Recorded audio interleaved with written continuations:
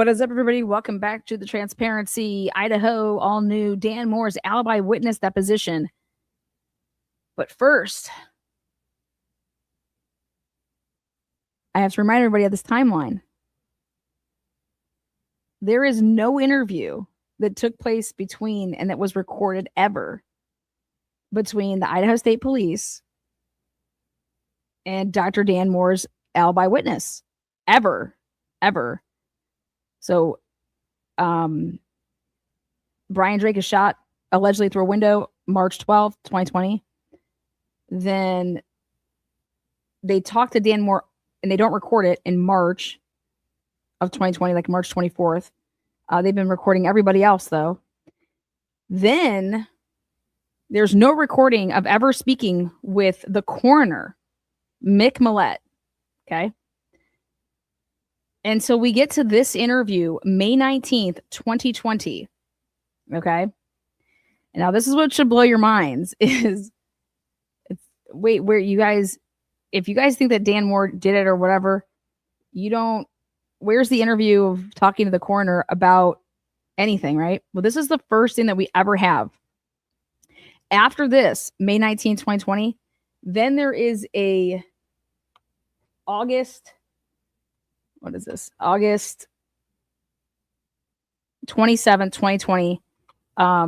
This is where they bring him in. So I have these transcripts. And then that was the day that Dan Moore was arrested. They had him in a different room and they were polygraphing him, meaning the coroner. They asked him to take a polygraph. He's like, yeah, that's fine. I'll take a polygraph. I'll do whatever. They don't ask Dan to take a polygraph though. And then it would be years later until 2024. I want to say the fall / beginning of winter, like the end of I don't know if it was September, October of 2024, right there leading up until it was supposed to be the trial of this civil case in 2025 in January. And so the first time that we have on recorded audio as well as transcripts of Mick Millett ever talking about the night of the murder. This is what we have. And I want you to see these questions. And I want you to see these questions in August. And then I want you to then ask yourself, wait a second. So why weren't they asking Mick Millett anything to do about the night of the murder? Why do they care more about a gas leak? So you can't make this shit up. This is Van Leuven, Richard Alderson, and Van Leuven, and Sergeant Van, Detective Van, Mike Van Leuven. This is what they think is how they should conduct this interview. Because we need to ask ourselves about this gas leak. Okay, so again, May 19th, 2020. By my watch, it's 12:41.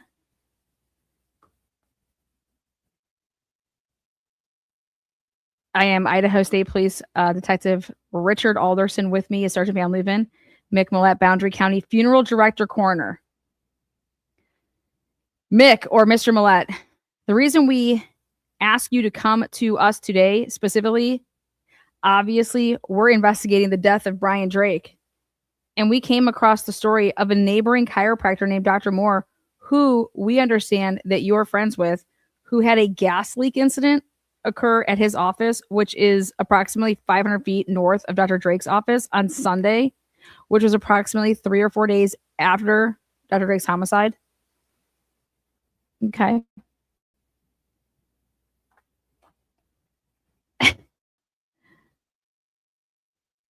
I found that to be suspicious.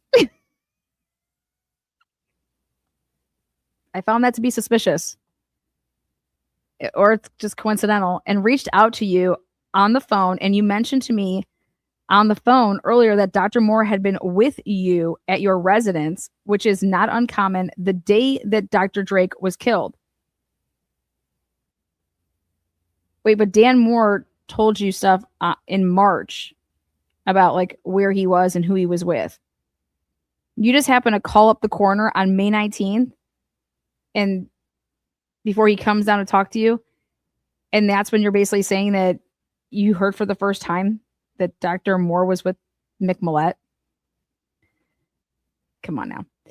Now, Dr. Moore had been with you at your residence, which is not uncommon, the day that Dr. Drake was killed. And we wanted to talk to you about that today and sort of get all of that on the record. Can you tell us about, I guess, first, let's start with the gas leak that was on Sunday. Why would you start with the gas leak? Wouldn't the murder be the alibi of like, let's just start with the gas leak. Okay, let's just start with the gas leak. Pretty wild. Okay, he's like, all right, tell us what happened that day. I got up. I had a friend up. We went out to breakfast. Dan's pickup was at the office. Didn't think a whole lot about it.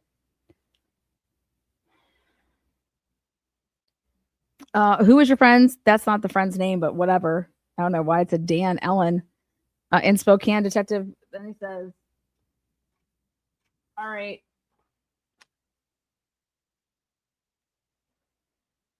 So we went to the chicken shop. We just finished. We stopped at the grocery store. Which one? Safeway. What time did you initially go by on your way to chicken shop and sees his, I would guess 8:30ish. I don't know. AM. And what truck did you see? His pickup was there. Which pickup? The white one, I believe. RQ shows he's got a Tundra and a Chevy registered to him. Then it's a Tundra, and I don't remember. He's changed the.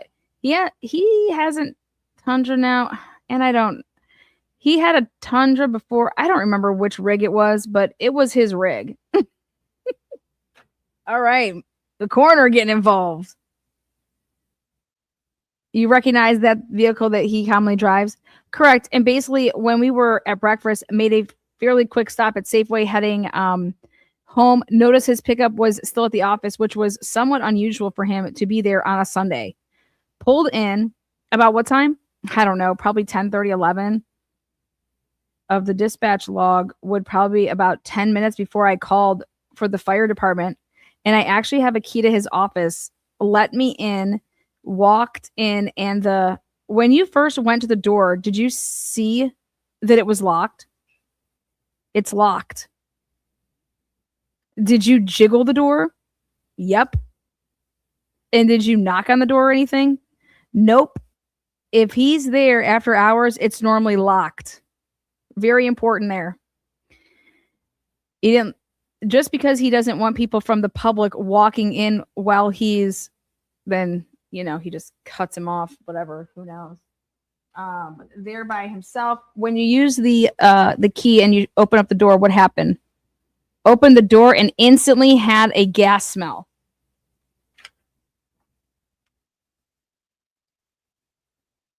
Oh, overwhelming gas smell or just the odor? Reasonably strong. I wouldn't say overwhelming, but enough gas that could definitely tell it was a gas leak. And walked in, called for Dan. He had felt woozy and laid on one of his exam tables. How did you know he felt woozy? He told me later. Later, he told you? Yeah, he said he'd come down the office to change air filters in the furnace, and the furnace was downstairs. Went downstairs, changed them, and as he's coming out of the basement, he felt funny and laid down. Did he say why he thought he was feeling funny? I mean, did he think this it was a gas leak? No, Dan had a respiratory issue 4 or 5 years ago and almost died. Ended up in Kootenai Medical Center. Probably, I think he was in a coma for like a 6 weeks, probably. What kind of problem did he have?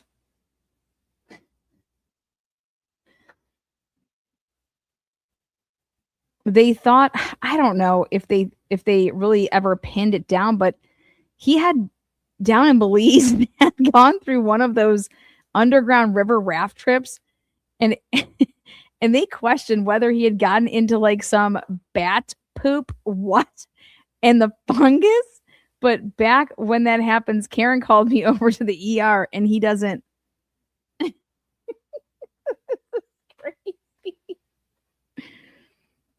That's his wife. Yeah, his wife. And he really didn't have any recollection of being in the ER. Shipped him to Coeur d'Alene. They put him in an induced coma. When was this? I don't know. It's been 5, 6 years ago. And they held him in an induced coma for, God, I want to say 6 weeks on a ventilator. Yeah. And they basically, as he came out of that, he doesn't have a really good sense of smell. He doesn't notice foul odors and things. Anyways, I called for, let me ask you a question. You'd mentioned before, and I'm like over here like, when's before? Because we have when did you ever interview him? Ready? You mentioned before that he sometimes goes out with you to collect bodies. When did he mention that? Wait, when was that mentioned? When did you interview him that this was mentioned? Because we don't have that interview. No one has that interview. If Mick Millett was ever interviewed before May of 2020, the murder was March. You would think that he would have been. He's the damn coroner as well. So when did this happen? He says, you'd mentioned before that he sometimes goes out with you to collect bodies. Yep. This is wild. Yep, sure does. He says, yep. Has that been a pretty common thing over the years for him to do that? Just go out and collect bodies?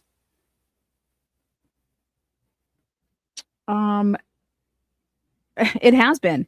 He doesn't go out normally on first calls. What he does is when I have a death in Coeur d'Alene or Spokane, or I'm taking an autopsy down, he'll go with me. Where I'm going with this is he has likely, in that experience with you, smelled the odor of decomposition or decomposing bodies, which is a foul odor. Have you personally noticed that he smelled those odors or complained of them before the Belize incident and has not complained of them after the incident? What?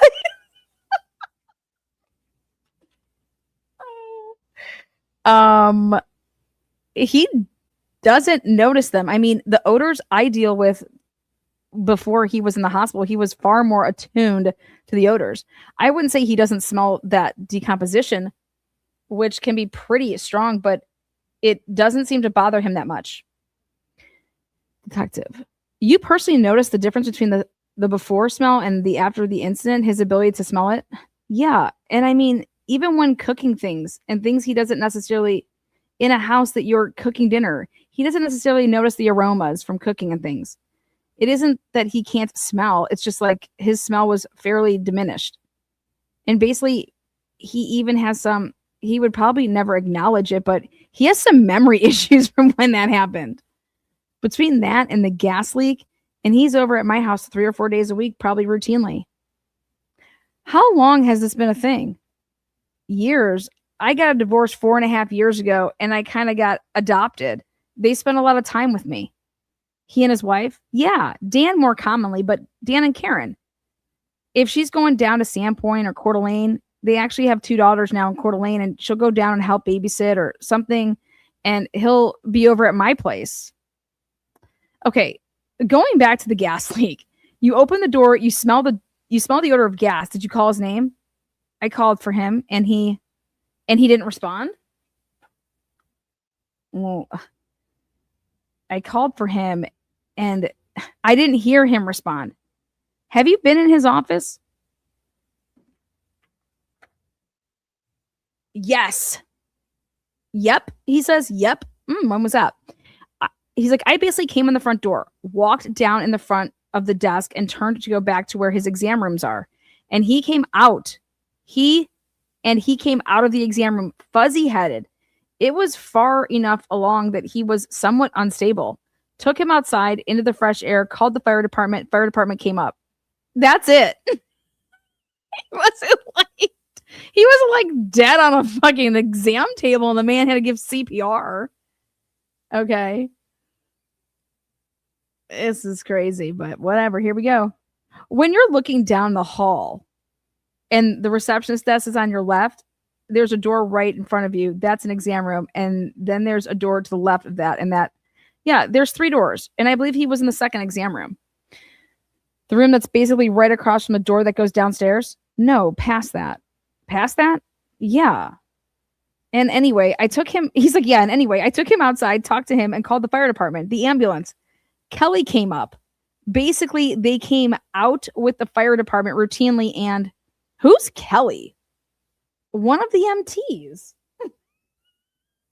Who's Kelly? One of the MTs. Did you call 911? I just called dispatch direct, not 911. Called dispatch direct. When he came out woozy, did he say anything?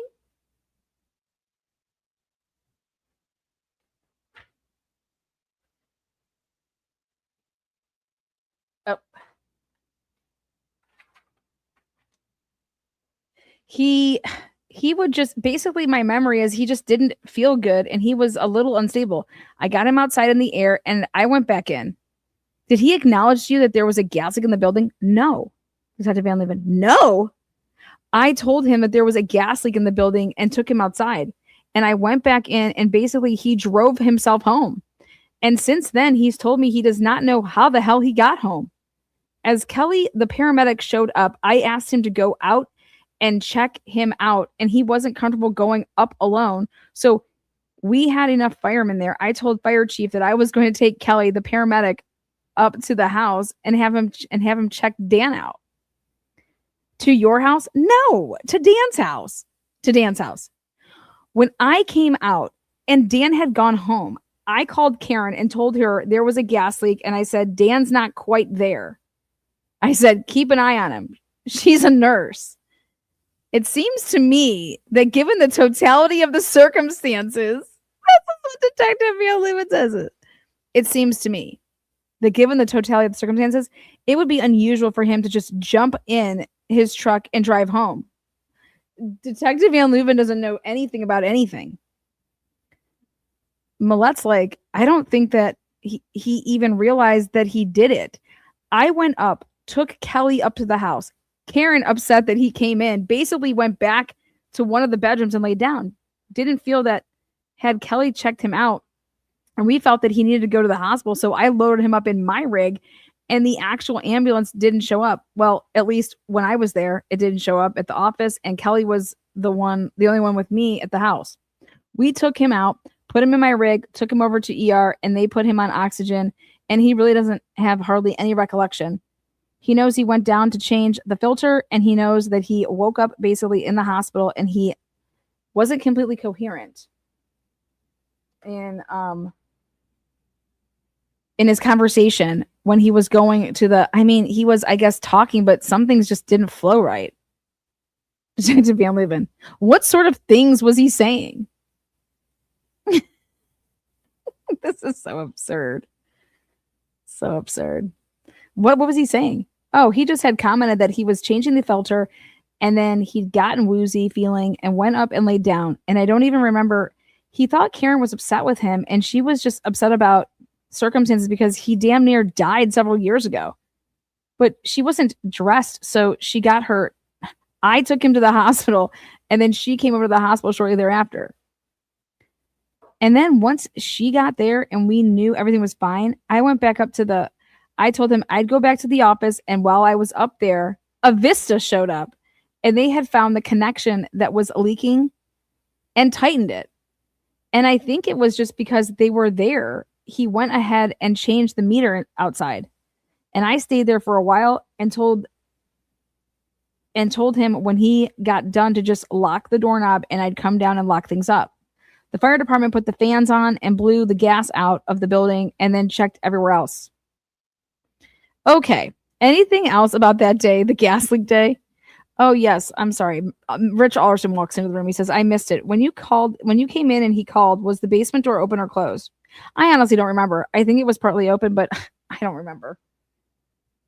Did you ever observe Dr. Moore on the exam table, like when you called for him? Oh, yeah. I mean, there are days that sorry. When you came and called, I didn't understand. You said he had just gotten up from the exam table when I got back to the room. You saw him on the table?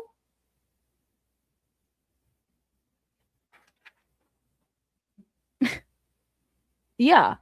I had pictured you more back at the receptionist chair. So no, because I smelled the gas. I had it in, no reason for his rig to be there, and I went in specifically looking to make sure he was or wasn't there. Got you. And later in the day, basically I had gone downstairs to where the furnace was, and the old furnace filters was sitting there that he had changed out. He actually did change the filter, but there was a dirty filter sitting there. Detective Alderson says, that's my place. I haven't had any experience with gas. I grew up in the Southeast United States, and there's not a lot of gas down there. What's your experience with gas leaks and smells? Is it like from... I'm on the fire department. There are two types, and we go out on a fair number of gas calls. There really are just three types of gases we go on. One would be carbon monoxide, where a detector is going off, doesn't have any odor. The other two that we go out on are either when somebody has been digging in the yard or ice has broken a gas pipe outside, or going to a house and there's a loose fitting on a gas appliance or some sort. I've been on the fire department for 35 years or so. To any of us, gas is a very distinctive, the caps on in the natural gas because they put caps in it to give it a foul odor, give a rotten odor, whatever. I'm not going to sit here and read all this shit. Okay, so here's Rich Alderson. Right away, what else? In the night. Sir, I apologize. I got mixed up. What was the order that the ambulance, the fire department of Vista showed up? I called down dispatch. One, told them we had a gas leak. And Dave got there, who's the fire chief, Dave Winey. And I think the paramedic showed up just right about the same time that Dave did. Fire truck showed up for 4 or 5 minutes later. I would guess, I don't know. And Dan had left at that point and a little concerned. So I took the paramedic up to the house and he checked him out at the house. And I think he even felt that his communication skills were impaired.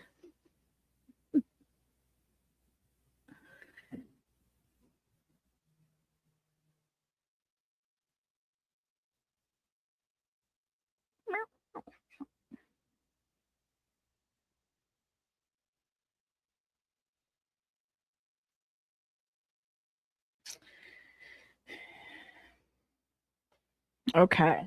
Awesome. So Detective Van Leuven says, this was Kelly? Yeah. The MT. What's Kelly's last name? Oh, I believe it's Hillman. Don't trust my spelling.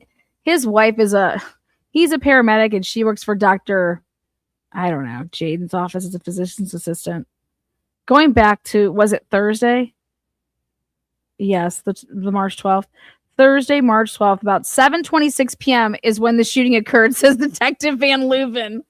7:26? Wait, May 19th. May 19th, he said the shooting was at 7:26 because that's when Jennifer Drake is saying that her call with Brian ended was at 7:26, p.m. So now we're jumping, okay? This is wild. This is wild now. So these detectives believe that the gas leak was actually an attempt at suicide. Okay? So now they say, all right, talk to us about Thursday, March 12th. He says, yeah. And where were you at the time the shooting occurred? At my house. And Karen was out of town and Dan came over for dinner. He would normally, I cannot honestly tell you what time he got there. He's traditionally there between 5:45, 5:30 and 6:15 at the latest. By the time he closes the office, he goes home and puts the dogs out and comes back down. And the only reason that let me pin you down on the time here. Let me pin you down on this time here, okay? Let me pin you down. He came over for dinner that night. And what's the latest that he would have gotten to your house? 6:15.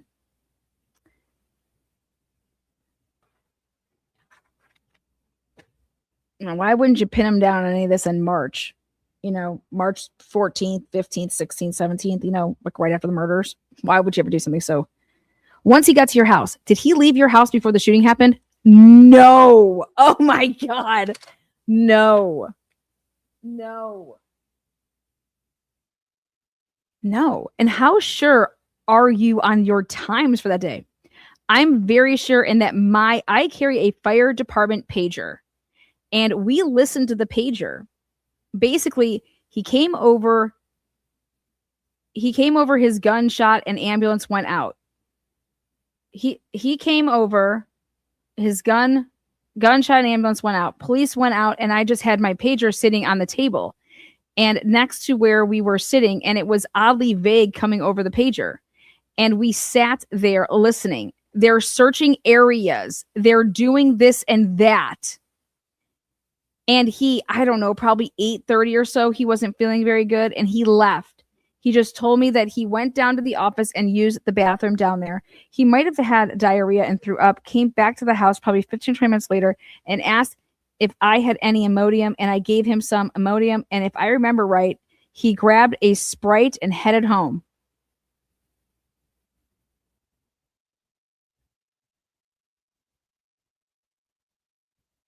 This description of like in and out of places matters, because that's what they were doing with the body worn camera that we're talking about, that they were in and out looking around and all this stuff. All of that happens.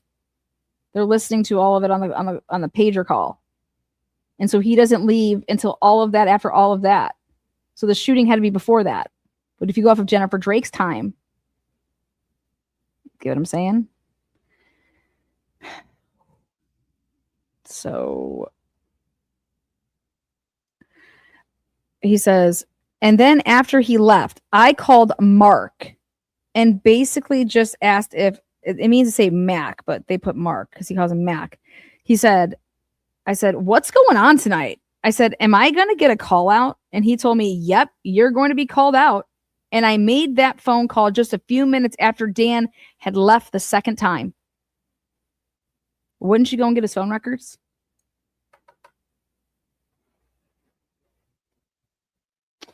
What time about did he leave your house and go home? I don't know. It was 8:30. He would normally stay a little later than that. But wasn't feeling good.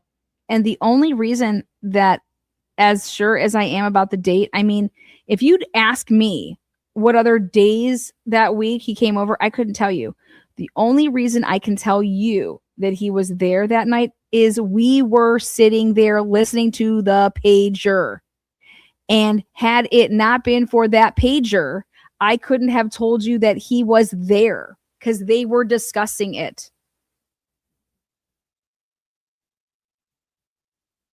He does not leave until after it was put over the pager of the gunshots fired up on the South Hill. Officers are going in and out of the houses and shit like that, in and out of the fucking area. This is a coroner. The coroner saying he does not leave my house until after that. To then, even then, he leaves, comes back, and then leaves again. But both of the times leaving, it was after all this paging business. Okay? The fuck?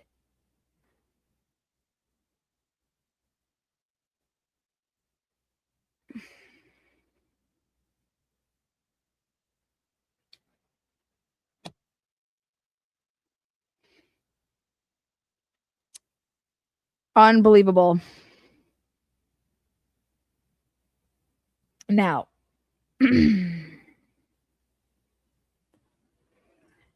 he says, basically, like, listen, if there wasn't this pager, I wouldn't be able to tell you any of this. Okay? But he was with me when that pager's going off, and he didn't leave until after it. So, they say,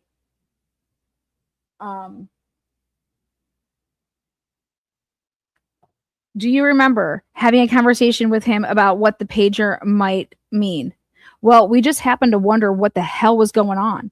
And that day I was absolutely sure of, was he there normally? He's not there Monday, lots of times. Tuesday, Thursday, hell. There's nights that, I mean, he was at my house last night. He was at my house one night before last. He's like, listen, firearms. What firearms are you aware of that Dr. Moore owned or possessed? His son has some guns in the safe. I believe he has a small caliber rifle. I want to say I don't even know what that is. I believe he has a shotgun. Colden is in Germany right now. But when he was in high school, he did trap and shooting. Dan and Karen took a concealed weapons class a couple of years ago, and Karen has a pistol. I am not sure if it's like, I want to say it's like a 380. I don't know if it's a 380 or 9mm, but it's a purse gun. And when she went through that class and then went through, there was like a law part of it and basically found out the liability in carrying a gun. And I don't think she's ever carried it. And I don't think she shot it over once or twice. I think she got it, and that's been several years ago. But guns that they have, in fact, we were talking last night. I've got some family here, and they were talking about guns. I got a son-in-law that's getting into guns. And Dan basically said that there were several, but other than that pistol he bought, in theory, for Karen to carry, speaker for unknown, I don't think they haven't bought a gun that I'm aware of, and he owns a gun shop. Bonner's Ferry Funeral. What? It's not called Bonner's Ferry Funeral. Oh, Bonner's Ferry Funeral was this woman that's saying, like, in the background, Bonner's Ferry Funeral, how can I help you? Hi, this is Christine from Bonner's Ferry Funeral. What? He is a co-owner of, you say he owns a gun shop? He's a co-owner of Booze and Bait in Troy. He's the money behind it. Oh, fucking A. That with the bear? What? Yeah, bear. Like beer, like bear or beer? Yeah, it's got that funny bear drinking a bottle. It's got a funny bear drinking a bottle. This is hilarious to me. Drove by that out there near Libby, right? Yeah, it's in Troy. It was in Troy. We were going out to Libby and saw that. And he said he doesn't have much to do. He's the financial backer of the business, and his partner kind of runs it. The little pistol you're talking about, they actually bought at the North 40 in Ponderay. He's already ran all of this shit. He already knows it all. Yeah, and he knows that that's not the gun, because it doesn't match the shell, the bullet that was in Brian. He's like, yeah, I don't remember. Wonder why he didn't buy it from his own business. Because I don't think he owned it then. And because he's an Idaho resident, he can't buy a pistol in Montana and bring it into Idaho. I don't know. I think he's had the Booze and Bait. They bought a couple 3 years ago, something like that. Oh, his son Colton. The guns that Colton has in the safe. Have you ever seen those guns? Nope. Don't know what guns he had. Nope. Don't even know if Dan knows the combination to it. Is it a big gun safe? Yeah, it's probably like 12 or 15 gun safe. Have you ever known Dan to have access to a revolver? Right there. Why is he talking about a revolver? A revolver. A revolver. A revolver. This is Detective Mike Van Leuven with the Idaho 4 case, and he is one of the smartest men alive. Look out. Coming through. How about a revolver? Not that I'm aware of. I mean, he'd have access to any of my guns, but I've got a .357 revolver, but I don't think it's been shot in 10 years, and he wouldn't know where my guns are at. As far as him having a beef with Dr. Drake, was there anything like that? You remember him talking about Dr. Drake being upset that maybe clients were, I don't know, that he even knew Dr. Drake. I would guess Dan has 50% of the business in the community. And there's like 1, 2, 3, there's 5 or 6 other chiropractors here. But I know he has commented that he didn't know him, had never met him. I don't think he's met the one down the street. He has Pam. She's a chiropractor across from Safeway. When he was ill, she filled in a few days in the office there. Svev, I believe. Do you know what the name of her chiropractor is? I don't. When you drive out of town, there's a greenhouse that has right across the street, and it's in that building. Is it the downstairs of the real estate building? No, that's another one. Where are those interviews from that person?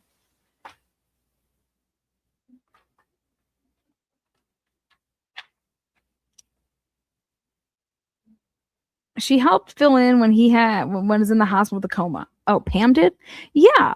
And then there's a couple of retired chiropractors that work out of their homes. And I know Shelton isn't open anymore, but he was up by the Mennonite store up there. He had a chiropractic office there. I have not known him to ever comment about any of the chiropractors, and we talk about a lot of things. Well, I wanted to head out. Sorry, I have just some questions, just out of curiosity.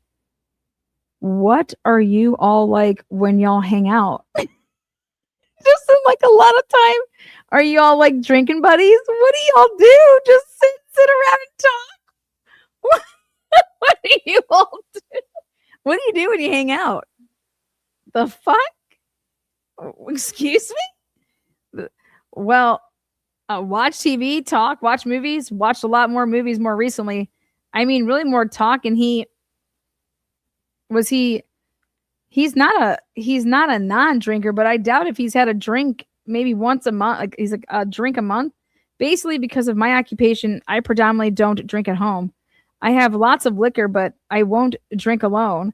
And I mean, once in a while they'll have one drink. I've never seen him drunk. I don't think I've known him even as we've traveled together. He just doesn't drink a hell of a lot, because he asked about drinking buddies. And just to make sure, the 243 and the shotgun that you talk about, some that you mentioned specifically, those were Colton's in the safer. Those are Colton's Foster. I believe Foster, this is like a teacher that gave it to him. I know yet, blah, blah. He doesn't remember. He just doesn't. I don't pay much attention to the caliber. Sorry. Detective Richard Allison. You had mentioned that around 8 o'clock, he left your place to go use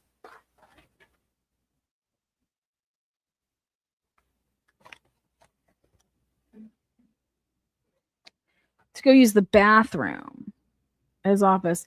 That seems odd to me because his home is closer, right? What? No. His office is right down. I live right next to the funeral home. His office is before you ever get out of the highway. And he lives up what they call Christmas Tree Hills. Christmas Tree Hills. Let's just move there.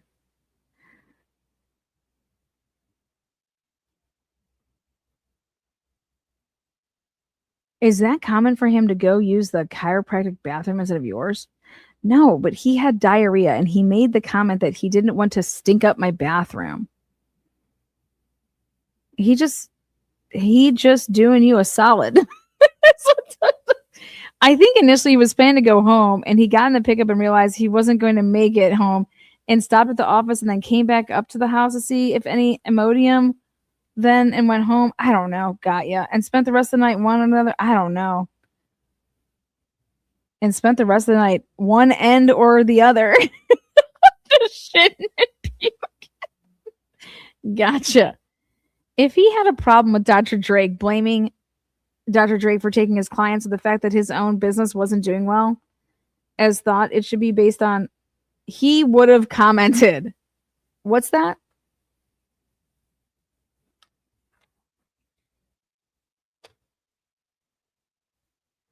He would have commented. He would have told you that would have been a topic of conversation. I would assume you'd know that. He would, about between my divorce and kids and business and everything else, either Karen or Dan, they would tell anything to me. Other than the fact that there's too many damn chiropractors in Bonner Ferry, I've never heard him bring a specific chiropractor up or have negative comments. He just doesn't understand why there'd be a new one come into town. And it's like, he doesn't understand why the hell somebody would open a business in Bonner's Ferry with 6-7 chiropractors in the area. Think about that.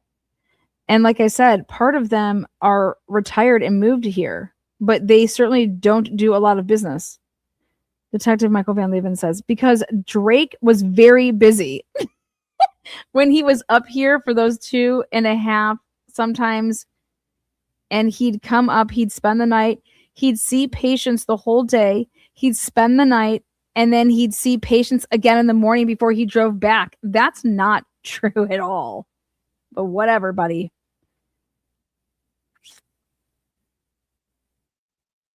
But here he's just giving information,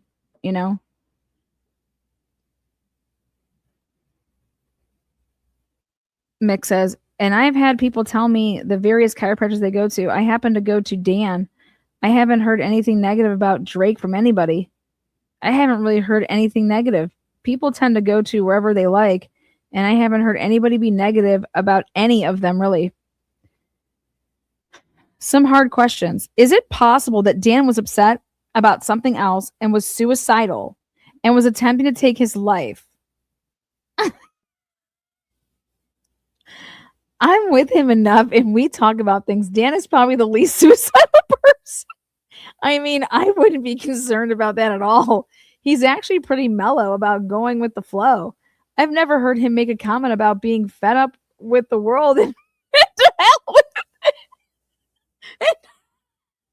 Can you imagine this conversation? What? He was just to hell with it. No, he's never talked about. Dude, this is crazy. Going back, Van Leuven says he had some business dealing maybe 10 plus years ago regarding some property here in town. That he was upset with somebody about something that happened with that property. Was the property he was upset with? Detective says it was 10 acres. 10 plus years ago, about 10 acres. You know anything about this? What? He owned lots of. He was clearing trees off of it. Well, the piece of property that I'm aware of that he was upset about, he owned 10 or 12 lots south of the airport that he had bought, and they had water and everything supposedly to them. And then 3 Mile Water basically said, well, you're going to have to upgrade the water line remotely from where, not on his property, but actually to rebuild their line. You know where Dave Limey lives? I think it was Dave Limey. No. You know where the Weekly has this gun thing? I'm going to say no. Okay, well, you go up to the top of the hill, and the old highway makes a loop up there, and there's a subdivision, right? It's right there is this hill. Detective Van Leuven says, I thought the property that we'd been told about was this way up. Well, and it could be. Dan used to invest in property. He had a piece above the school that he sold. At one time, he owned Bear Creek Lodge. He owned the Rose Inn, which is the White House just before the golf course. He had the 12 lots. He has bought and sold lots of property, a lot of property. He had an issue with a piece of property over in Troy, I know, because of Montana laws that held him liable for. They decided they had a clause in it that if financing were not available, and I don't know, well, he requested a level. What do I want to say? Level interest loan, and Andrew got. Sorry about that.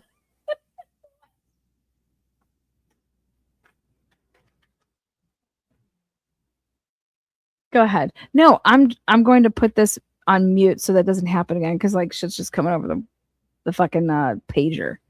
But I know had to pay some money to get out of that land deal. Elderly woman over there, probably the most upset he'd ever. And not screaming or yelling mad, just upset about the county. I say the county, the airport board. The lots that he bought up there were in the flight path, and they wanted to restrict him being able to build on them. And I told him to hire an attorney, and I said, that's called takings. If they won't let you use your property, that was a subdivision for that purpose. Sell it to the county, and he never pushed it, and small town didn't want to push it. Detective Van Leuven. The gas leak. Both Dave Winey and the Avista guy that showed up said in all of their years, this is a lie right here, they've never seen anything like that. He's just straight lying now. That Avista guy and Dave Winey, complete lies here. They've never seen anything like it. The Avista guy said those lines don't work themselves loose. That once they're tight, they're tight. And if they have a leak in an appliance in a house, whether it's a furnace or something else, usually it's because the line itself fails, like in a joint, or it wears a crack in it. But the fitting itself doesn't come loose once it's tightened. And certainly, normally they have pipe dope on them. Well, he basically said that looking at that and feeling the tightness of that it was pretty obvious to him that someone had loosened that fitting up. That's not what he said at all. That's not what the fuck he said at all, this little liar. Totally lying. He said he looked around, there was no like tool or anything, and there'd been no like fingerprints or anything like around it to like loosen it up. That's exactly what he said. Mike Van Leeuwen just making shit up over here. And he says, I did not see it. And I did not see it. I went down after the fire department was done and things, and I know where it was, but I didn't go down, like didn't see it. I know they said it was loose, but to be honest, I don't think there's a pair. I'd be amazed if there's a pipe wrench. I would bet money there's not a pipe wrench in that office. And I think that because he's not like a handyman. Well, we know there wasn't a leak on Friday because everybody was there. Patients coming and going. That's another lie. Because pipe dope land, it's like glue. Let's just pipe dope it up. That's another lie because actually there's patients that said the complete opposite. And people were complaining about headaches.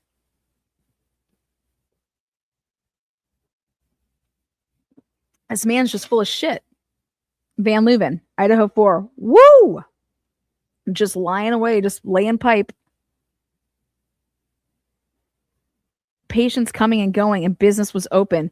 He gets there on Sunday. They're telling me, I'm not an expert here. I'm talking to the people that do this for a living. And they're saying that that didn't come loose on its own. When I asked Dave and Avista, they said the line was loose. Boom. When I asked Dave and Avista, they said the line was loose. The line was loose. Not the fitting, there's a difference. Right? Right, Lana, there's a difference. This man is full of shit. This man's a fucking liar. Van Leeuwen, you have a fucking domestic situation here, and you're over here trying to fucking make a square peg fit into a round hole. You absolute fucking imbecile. Well, specifically, we asked in some detail because I want to make sure that we got this right. Could it have come loose on its own? And then I went ahead and did my due diligence, and they were jackhammering all up and down that road, and it ruined the meat locker business. And it was the same time. It was during the same time. I mean, how dumb. Like, can you imagine us listening to this? I have this on audio somewhere. We listen to all these Idaho 4 interviews. This interview is absolutely the most ridiculous thing I've ever heard in my life. A man that's trying to sell a coroner and a firefighter on the pipe dream that Dan Moore attempted to commit suicide through a natural gas leak. And he's lying to him and saying that, well, I'm talking to the experts here. Unbelievable. They were jackhammering away over there. And it caused the meat locker place to all their freezers and shit all busted up, like broke the seal, all that crap. And there's a big lawsuit going on. You just look it all up. I think it's called like Southwest Meat Locker or something like that. For a while there, we thought it was Payne's Meat Locker. It was registered to a Payne. Oh, this is Dan Moore. I thought this is his alibi witness that's being interviewed. The coroner. Okay. 2 months after the fact. Well, more than that. April, May. Well, yeah, like 2 months after the fact. It's like, what are you doing? Why did you interview them like right away?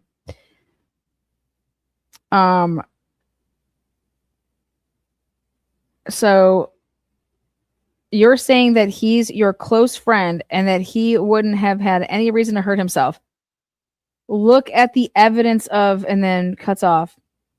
Because Mick says, yeah, and I can't answer that. I can just tell you that he has never made any comments about being depressed. Never made. I mean, and I spent a lot of time with him. You're the coroner. No. He's like, you have a lot of experience. You look at, no, this the same way I can. No, I understand that. What I'm saying is you're the one that's saying he was with you. You're giving him an alibi for that he couldn't have done the shooting. He's like, we've got other people, multiple people, but one person in particular who was a patient of his. This is another lie. We have multiple people. There is nobody, because on May 5th was the interview with that elderly woman, and she's like, I can't give you any names. I don't know. This is such a far stretch. He's like, we've got other people, multiple people, but one person in particular who was a patient of his, who then became a patient of Drake's, and said that there were other people that had left more for Drake. And then when they heard that this happened to Drake, the first thing they thought was Dr. Moore got his way. Can you believe this shit? They didn't say anything like that. There was one old woman that said that, who was fucking 80, all right, and sitting and spinning with her husband, who was the last person to call Drake's fucking work phone that night. And they were in the Mennonite church. And they fucking hid her name. And then they buried it. Because guess who actually provided all the information and said this was a patient issue? Jennifer Drake. Jennifer Drake is the person behind all of this. Here's the 30 patients that went to Dr. Drake, but first was at Dr. Moore and left more for Drake. No, that's not how that happened at all. These guys are just fucking idiots. Like, Jennifer Drake is the one that they didn't go looking and hunting and finding any of this. Jennifer Drake brought this to them. And then they tried to put it on this Saldina Holderman woman. Unfucking believable. This is all lies. Van Leeuwen, do you forget this shit? Yeah, let me go get in that courtroom. You'll get fucking annihilated. Give fucking Dan Moore and Taylor, and let's see what happens. That fucking asshole of yours. Puckering right up. The first thing that they thought was Dr. Moore got his way, and there is no... I understand that. I know that, like I said, you asked me any other night, and if it was at my house or not, he's there 3-4 nights a week, but that night I know he was there. And he's like, and I'm just following that. They're going back and forth here. And he's like, that's fine. Follow me through my logic here. His logic. This is his logic. I know. You know the facts of the case pretty well. Mm-hmm. The nature of how he was shot through a window with one round. It tumbled before it hit him. What? It tumbled before it hit him. It keyholed him in the back, 6 inches off center line. The odds of that shot killing him are not high. I mean, if you were to shoot somebody in the torso like that, I don't know. Will you tell me how many times out of 10 would the person die versus, I mean, they had to just get that just right to nick that pulmonary artery, says Richard Alderson. The pulmonary artery to probably bleed out, right? Mick says, well, I guess I'd go back to Deegan during the Weaver incision. He had a vest on and it caught the rib and killed him, right? It could happen. I'm not saying it's not possible. They talk about the Weaver incident, Ruby Ridge. The Weaver incident, Ruby Ridge. I can't believe it. Fucking drops a Ruby Ridge on their asses. Well, what I'm getting at is this. Oh, no, I'm sorry. He's like, I'm not saying it's not possible. And then Mick Millett says, I guess I'm dumbfounded at gunshot wounds, period. I don't deal with, hell, what do I deal with up here? A few a year? Detective Van Leeuwen says, well, what I'm getting at is this. If you look at the whole nature of that, we've thought through this a lot. This is May. And gamed this out a lot. It's consistent with someone that's not necessarily wanting to kill him. It's someone who wanted to hurt him or scare him. I mean, they wouldn't have known for sure that they were even going to hit somebody. I mean, they're shooting from a dark place into a light place. Maybe they hear him on the phone. Maybe they don't. of this shit. Okay, Van Leeuwen, talk to me, baby. Mick Millette says, was the shade down or up? Shade was down. I mean, you're not supposed to be talking about any of this with anybody. Shade was down. I mean, if you really looked through the cracks, you could see some cracks, but from the angle of the gun, the person either had to be if you saw, they had to either be 2 or 3 feet away, standing, or maybe a little further away in a vehicle. But they couldn't have been any further than that. If you look at the trajectory, shoots him this far off center line and one shot and he dies. Let's talk about the totality. Let's talk about that totality, Van Leeuwen, you fucking prick. How do you explain Brian Drake's back, his sweater, having soil and dirt and leaves all the fuck over it? I'm waiting. That's the totality. How about that? How about the fact that your eyewitness identified Caleb Koko-Nazar as the shooter? How about that totality? How about the fact that your last patient knew that she was the last person to see him alive? How would she know that? Who would ever say that? I wouldn't know if I was the last person to see him alive. If I had to be there then to know that he's dead. How about then she goes on to say that I saw a white truck in that driveway, and so I couldn't go out that way. But yet when you ran the tape through and you saw that, wait, the pilot leaves and there's no white truck there yet. How do you explain that? So how did Eldora Gatchel know that after she would leave in her pilot and be long gone from the scene, then a minute later there would be actually a white truck that came on through and stopped right in the middle of it? How would Eldora Gatchel know that? I think she's still there, right?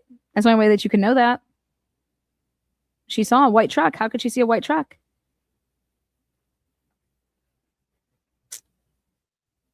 This case was the easiest case to solve, and one should ask themselves, so if these are the people, the Van Leeuwens and the Laymans and the Ed Jacobsons, they're the people that are running the Idaho 4 case and doing all the interviewing and making the decisions, these people are absolute fucking idiots. Or they're corrupt. You can pick. They could be both. But I can tell you what, you definitely would not want them in the lead for anything that has to do with anything law enforcement.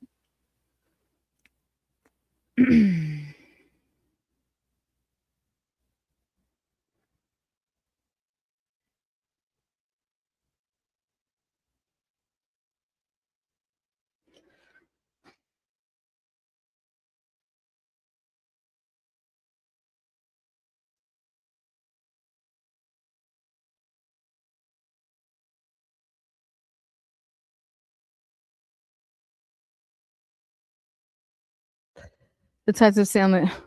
I mean, it's not consistent with somebody who wanted to murder him, in my opinion. It's consistent with somebody who wanted to scare him or maybe hurt him. Then let's talk about what happened in February, his leg being busted up. That wasn't from a slip and fall. That was from somebody taking an object and applying blunt force to his fucking leg.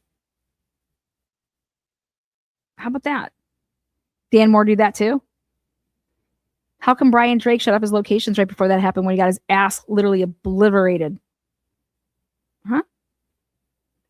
Somebody sent a message. How come Brian Drake was consistently shutting off his locations? How come he was consistently leaving his phone at his office to make it seem like he was there, but he would then leave without that phone? How come his work phone and his cell phone and his work phone were going in different directions at times? How come his wife was following him on Life 360? How come he has 4 total phones? 2 burners. How come his wife attempted to break into his phone the night before the murder 5 times with 5 different passcodes and couldn't get in? Only for them the next day, him to be murdered. He had the Hidden Eye app, and it took pictures of her attempting to break into his phone. And then the wife lies to you all and says that, oh my God, I can just get into Brian's phone. Like, we are so open. We're such a great place in our relationship. We are just such loving Christians.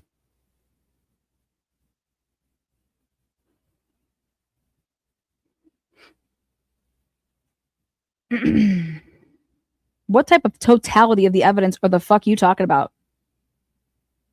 A gas leak. A gas leak from the meat locker and all of this stuff that has come out to prove that there was a jackhammer going wild and you guys were all moving gas lines and shit on your fucking main highway.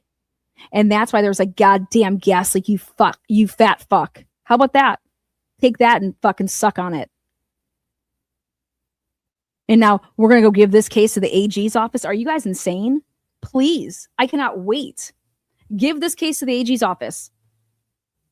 Nobody's taking this to fucking trial.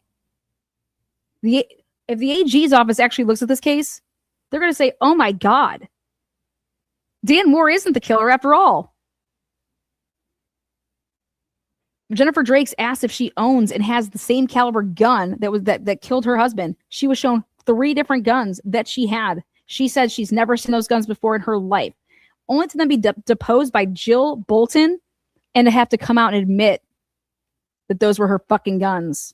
She's been lying. Where's the 911 call? Why isn't it in Jennifer's phone? Why isn't it in the dispatch for Kootenai County? Because there was no 911 call placed in Hayden.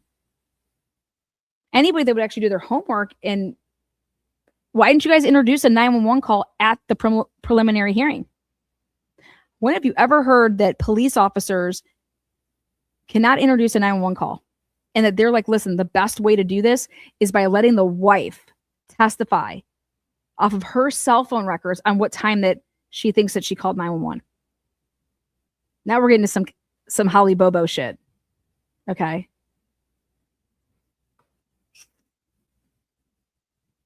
That's some Holly Bobo shit. When you're having not police officers testify to 911 calls. That's absolutely that's crazy. And then how come the lead prosecutor, Tevis Hall, how come he was found dead on the side of the road right after I started producing my episodes on this case in August of 2023? How come there was no autopsy? Oh, he had a heart attack. Says who? Where's that autopsy? Tevis Hall, the lead prosecutor in this case, dead on the side of the road. Caleb Kukoa Nazara, the man identified, and the last person with Brian Drake, dead. How come the lawyer that the Moores obtained after Jill Bolton died?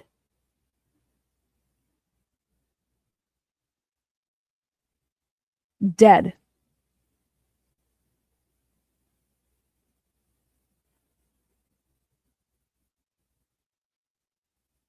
Literally. After Jill Bolton in May, it was right before Father's Day.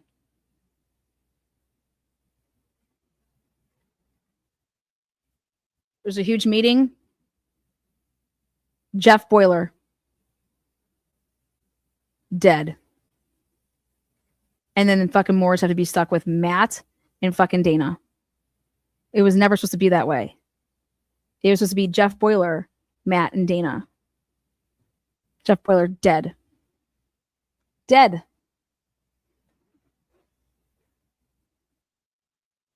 And now the Moores had Dana and Matt.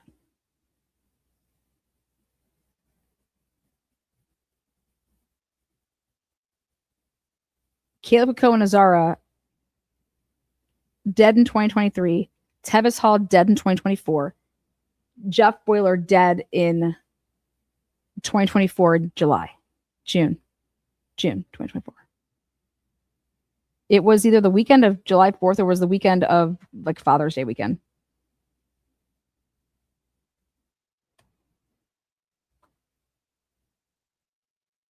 Anybody who comes around this case dies. Lana, why the fuck are you talking about this case?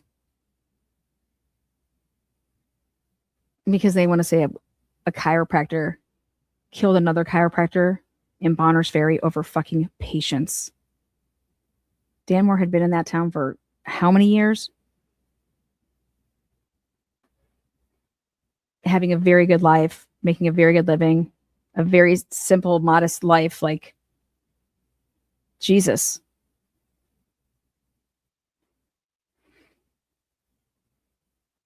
Make the motive make sense. And when you do, Dan Moore can't be the killer. To talk about the odds of this, let's just talk about if Dan Moore is the killer. Let's say Dan Moore did it. Think about the odds of this. So the night before, Dan Moore was just going to be, I'm fed up with this fucking Drake dude. I've never talked to him, don't even know him, haven't mentioned him to anybody. I'm just going to go over there and shoot through a window, right? The night before that happens, his wife is such a fucking lunatic that she's breaking into his, or attempting to try to break into his phone and getting denied through the passcode that she doesn't know. And she tries 5 times. The app produced this. It's an artifact. And it shows each and every time that she attempted to do this, and each and every password that she attempted to put in. It shows you the timestamp, and then it takes a picture of you. The front and back of the phone is like taking pictures of you each time that you do it. So here's Jennifer in a hat looking like a boy, but you can clearly see it's her, and it's just snapping pictures of Jennifer.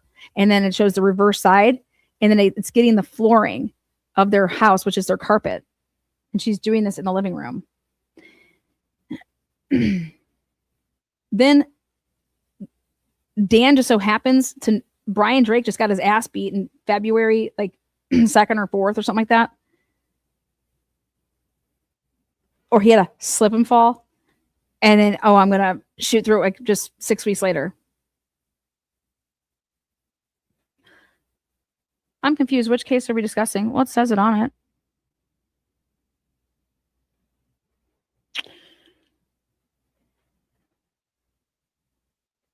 So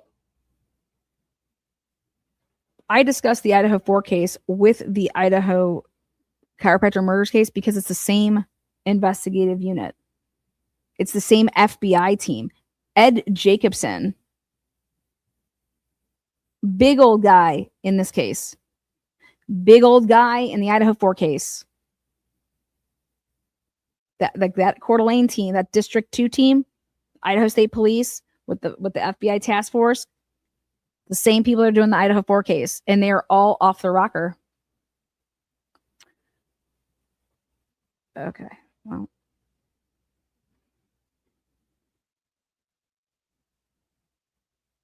So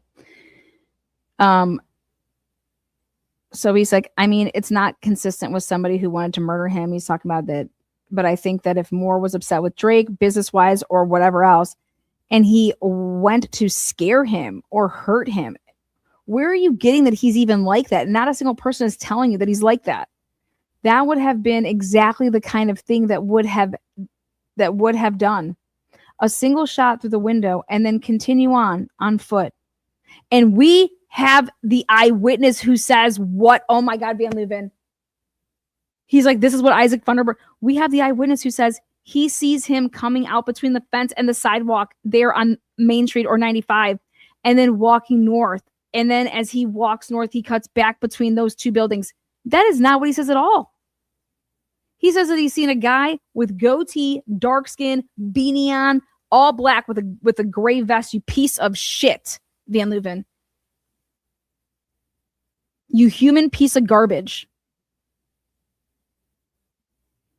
Yes, Mary, these 2 people are the same. These 2 cases are the same people involved with investigating it.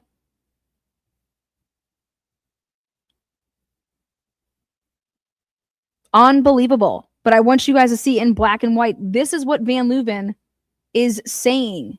And he knows this not to be true. That's not what your eyewitness is saying at all. Your eyewitness said that he ran. He cuts back between the 2 buildings. That guy gets in his car, drives around to where he is, and he's gone. He drive all around the blocks. Nobody else is on foot. He didn't say that either. You have no idea what the fuck he was doing because you weren't there in that interview. That guy either had to get in a vehicle and drive away from there, and we've got hours and hours and hours of video footage that we still haven't gone through from all these cameras to try and look at. Or he goes back into his office. If he then finds out the next day, oh, I didn't mean to, that the guy died, and he realizes he did this thing. I mean, I can't imagine the guilt and fear that a person would feel. Like I said, any other night, that night, I know where he was at. There isn't a question because I don't know if dispatch records all their traffic. He's telling you to go get the records. I mean, we were sitting there listening and wondering what the hell was going on. And that night, I know where he was. And that's how I was like, we need to pull out all these CAD notes again. We need to look at this again. And that's why when I contacted Isaac Funderburg, who said, oh, I want to help you, I told him it wasn't Dan Moore. I told him that's not who I ever picked out. He isn't who I saw that night at all. I said, oh, you did? He said, yeah. And they wouldn't believe me because I didn't call 911 right away. I said, oh, you didn't? He said, no. I said, can I get your phone records? Yes, you can. I said, did they ever ask you for your phone records? He said, no. I said, did they ever ask you for your fiance's phone records? He said, no. And then he said, well, I don't know, because if they talked to her, but nope, they never asked to see my phone. They never asked to see her phone when I was in the presence of her. I said, what? And they asked you if you were texting and stuff and calling, right? And he's like, yeah. And they never asked you to see your phone or get your phone or download your phone. Nope, never once. I said, isn't that funny? I said, because that time frame would put this homicide a hell of a lot earlier, wouldn't it? I said, was it light outside or dark outside when this happened? He said, it wasn't dark.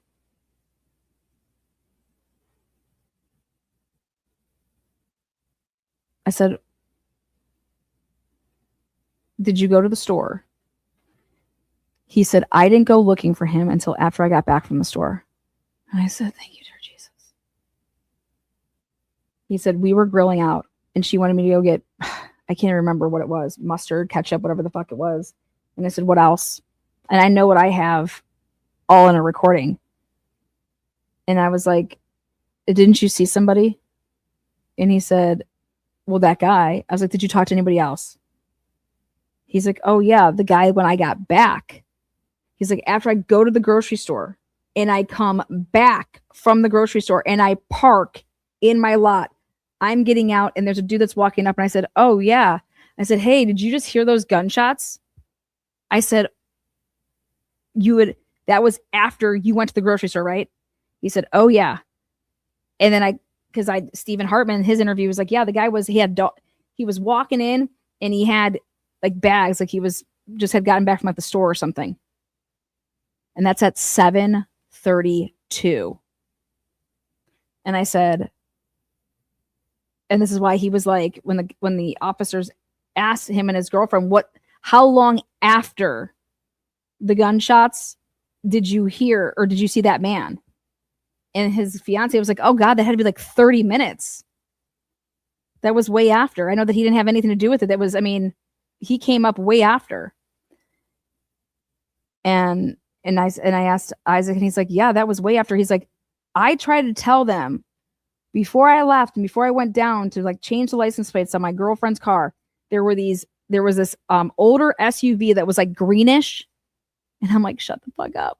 He's like, I was trying to tell them this was like an hour before that, where it was like this car, the sedan, and there was this greenish, like older SUV. And I said, please tell me more. He's like, well, I told him all about this. He said, they gave us lineups. We never picked Dan Moore out of a lineup.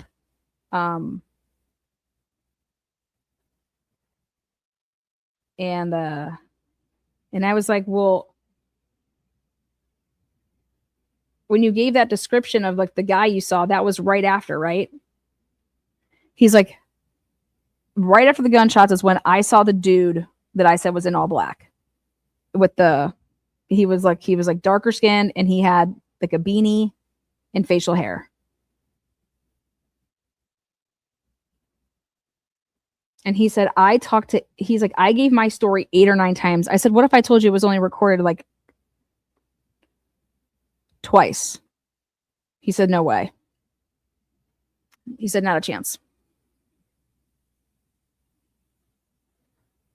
These fucking bastards. The reason it's Ireland, Spain is because his dad, it's because of his family's last name.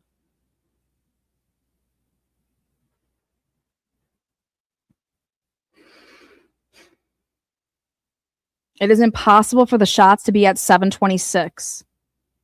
And then I said, didn't you tell the officers that you went to the grocery store? Why didn't the police go and get the cameras at the grocery store? Eldora Gatcho says that after she left her appointment, she went to the grocery store. All these people saying they went to the grocery store, it's Super One. They had the best cameras in town. Why didn't you get the cameras from Super One? Because they will show you what? They will show you another SUV was there. Eldora's going there, and they will show you that Caleb Quaconazar or Eldora, they were not in the. It's going to show you what you need to have hidden. It's fucking insane. It's absolutely insane. And they went to Super One the next day after the murders. They knew that witnesses were saying that that's where they went. Isaac Funderburg told them that he went to Super One. Like, he was interviewed that night by the assistant police chief. It's on a recording body cam. The police chief did not know that body cam was recording at first. And thank God that it was. Thank God it was. Marty Ryan admits to being to drinking, basically, when interviewing this kid. But as soon as he tells you, Isaac Funderburg tells you where he went, you would go and get those cameras to see what time he got to the grocery store and what time he left the grocery store. These are like no-brainers. And then you would track his vehicle, okay? But they couldn't do anything like that because guess what? It immediately, and there's only a couple people that would know not to go and do that. And it would be people that knew that they had to cover for that. And so what they would have said is, hey, I've already gotten it. Like, hey, my guys already got that camera. Don't worry, we already got that. And that would be Marty Ryan in the fucking Bonners Ferry Police Department, as well as the Boundary County Sheriff's Office, telling people, like the Idaho State Police, hey, we already got that. We'll give that to you. We've already got it. Because this is the most important. The Super One grocery store cameras were the most important cameras to obtain in this case. Because two of your eyewitnesses, your last patient and Isaac Funderburg, they both said that they went there. What the fuck? You need those. Because that's right there to see, like, if they truly went. Then you want to find out what time Eldora Gatchel like truly left, right? It is mind-blowing. And so when you talk about the Idaho 4 case, and now we talk about Linda Lane is missing footage from 3:30 until 4:04. Well, isn't that convenient? 3:30 to 4:04. Because it has a routine maintenance scheduled every single day from 3:30 to 4. The most bizarre shit I've ever heard in my entire life. Whoever does that, nobody does that shit. That's the most important time that you'd want to have your camera. If you're going to do you would never pick that time. You do like Sunday at 10 a.m. from like 10 a.m. to 10:30. Who the hell would do Saturday night to have a maintenance automatic, like, camera just shuts down? And I don't even buy that that's even the case. But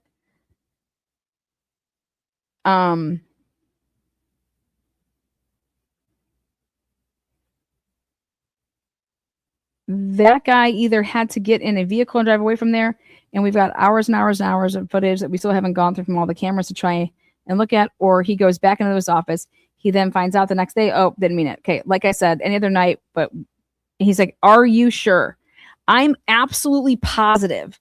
And patients come and go. I've never heard him speak negatively other than the fact of why the hell are there so many chiropractors here? I've never heard him make a negative comment about another chiropractor. He's traditionally, there are 4 girls in his office, and they're working from the time he gets there at 6:30, 7 o'clock in the morning until 5:30 at night. Dr. Moore's practice was actually ran like a fucking practice. He had 5 rooms, when you're like, patients are coming in, you're sitting them in their different. And they're getting their STEM treatment. They're doing all that, like an actual chiropractor's office was run. Okay. That thing is an oil machine running.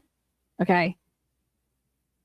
Cattle and herd in, like, it was like cattling, herding the cattle in and out.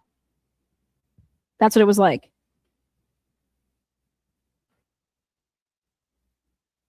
And here he is, the coroner. I am absolutely positive that's where he was. Because we listened to the goddamn pager and he did not leave the house until after the fucking pager went off, talking about the goddamn shots up on South Hill. Like, you're going to sit here and tell me that this type of, how would this be well taken to a jury? And you guys could ask yourselves, how did this not, why did the Moores default? Why would the Moores default? Ask their fucking attorneys that. Because their attorneys, this is our advice is to default. What? Yeah, because they're just waiting here in Bonners Ferry, in Boundary County, in Bonner County, for us to start this trial and then to arrest you for the murder of Brian Drake. Your own attorney saying that shit to you. That's some fucked up shit. Telling you not to fucking fight this. What? Jill Bolton never said that shit.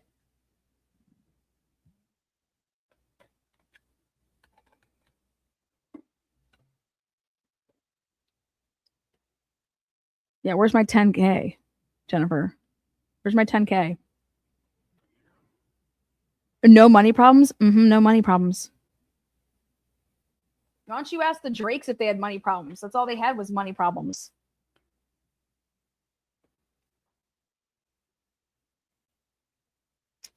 I know the night of the shooting, he didn't do it. And I'll tell you, he's like, in your mind, in your heart, as your close friend, you're 100%, you know he was with you. He didn't do this, and you don't think that. I know the night of the shooting, he didn't do it. And I will tell you that in the time I've spent with him, he has never led me to believe that he was depressed or suicidal. He can be a little accident prone, but Dan is not a mechanical person. I go down and hang pictures on the wall in the office. Leilani, who's like the office manager, will call me up, and they painted some offices, and I went down there and hung their pictures. They are virtually no tools in that office. I take them down. Other than the people that have access to that office, has there ever been any problems with the office that nobody might want to cause a gas leak? Not that I'm aware of. He had someone that he had left. He had a couple of people leave. There was a masseuse that was in there, and friction was between the girls, and they decided it was better that she not be there. Oh, I wonder why. Because they're probably like, dude, these masseuses are doing fucking whack ass shit.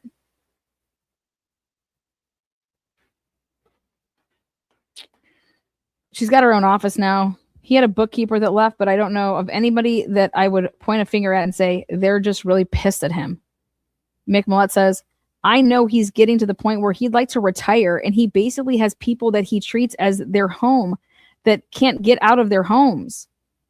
Or I guess he's got one family that financially they just like being waited on, but he goes up and treats a family up north that I know he was up there Friday night and Sunday. He gets a phone call and he drives out into town.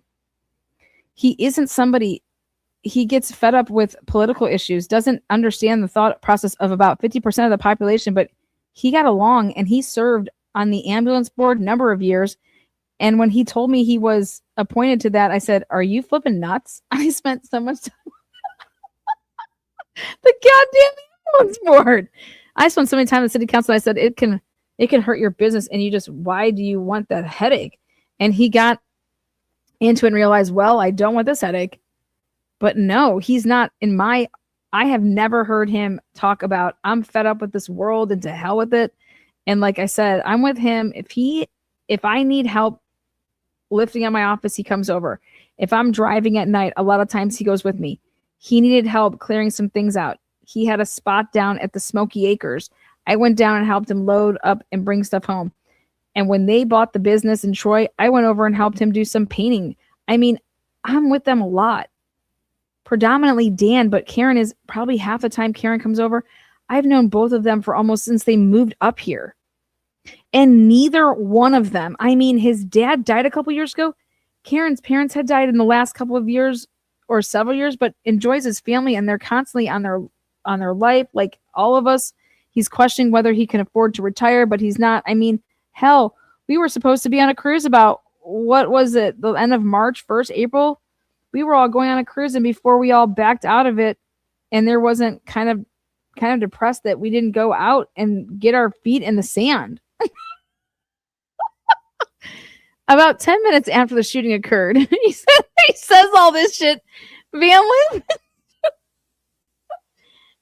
And about 10 minutes after the shooting occurred, Van Leeuwen says, probably about the same time that you might have been seeing the pager activity, because there was some delay in the time the 911 call started down there.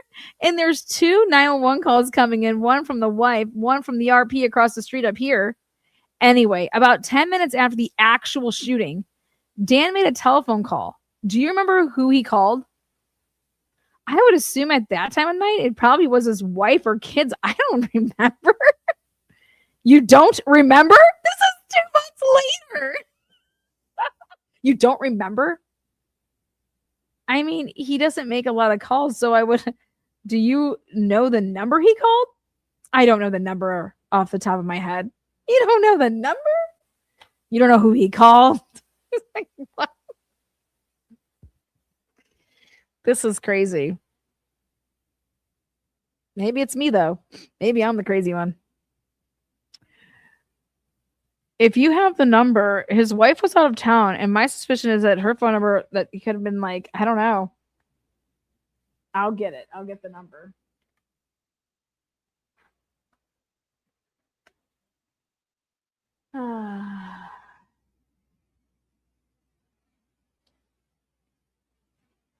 Anything else? I've covered the follow-ups, he said. Just I want to know who the pronoun it was referring to. The what, if you will, my what? You said his dad died a couple years ago? Whose dad? Dan's dad. Both Dan's dad died 3 or 4 years ago, and then Karen's mother died 6 or 7 years ago, and then her dad died a couple years ago. Is that his biological dad? I think stepdad. Nails that one.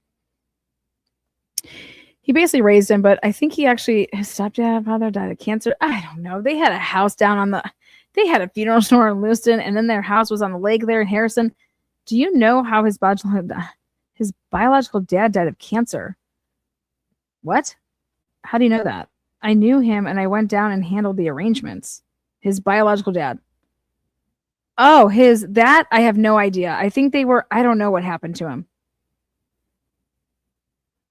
Oh, well, let Dan tell you about that. That's why he doesn't like guns.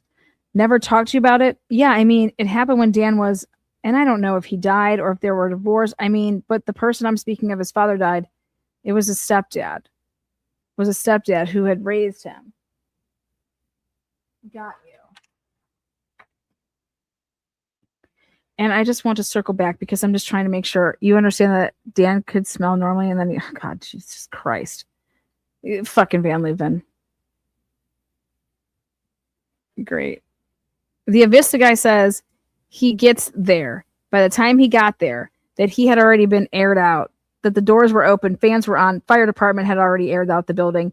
And he said, I smelled the faint odor of gas, but nothing really significant because it had been aired out. He said he goes to the meter first and he's looking at the meter. And the first thing that he does in order to, because he's certified leak investigator or whatever, he's a certified leak investigator. God fucking love you, Van Leeuwen, you fucking idiot. Is he turns it back on so they can find the source of the leak. And he says, after I turned it back on, I went back to the door and immediately could smell the odor of gas. That this wasn't like a slow leak. This was a significant leak of gas. The fire chief said the same thing. Yet, guess what, guys? Ask Van Leeuwen where the fire chief's interview is. Just it miraculously didn't record. There was a malfunction. So there's only a report.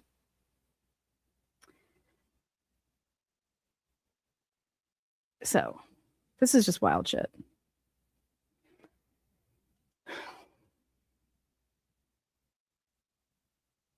So the coroner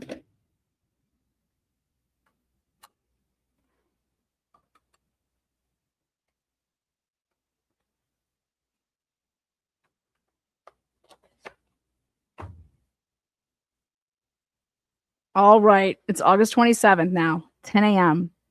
This is Detective Sergeant Mike Van Leeuwen with Detective Tolson and Coroner Mick Millette.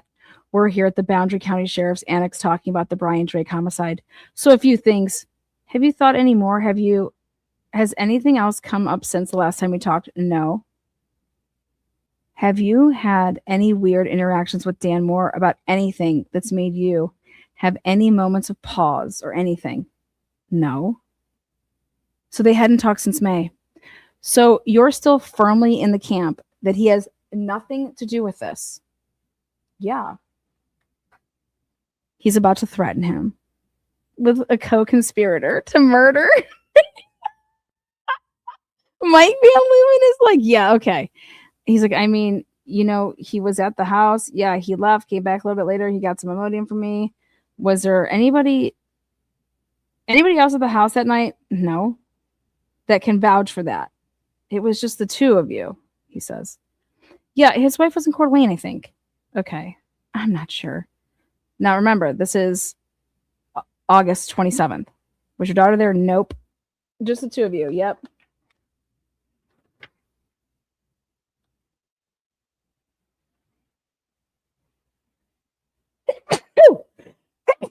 Shit.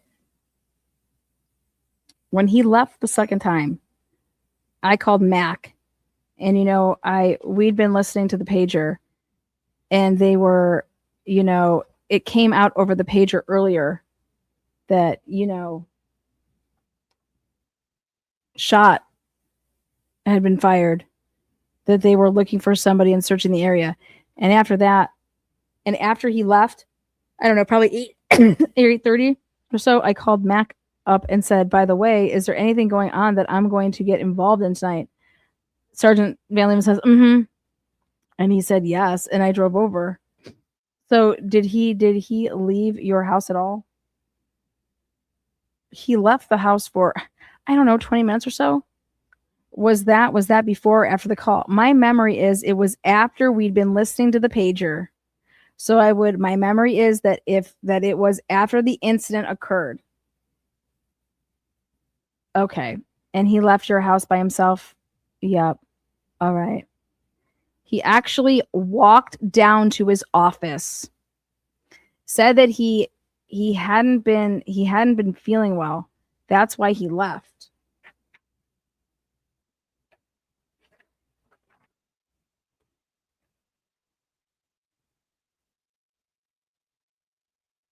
Normally wouldn't leave that early. He left, went for a walk. I think you told me before that he drove his truck that night, drove his truck down to his office. I believe he had his vehicle there. He would have, when he left, which vehicle? I think at that time, okay, he currently has a white Toyota.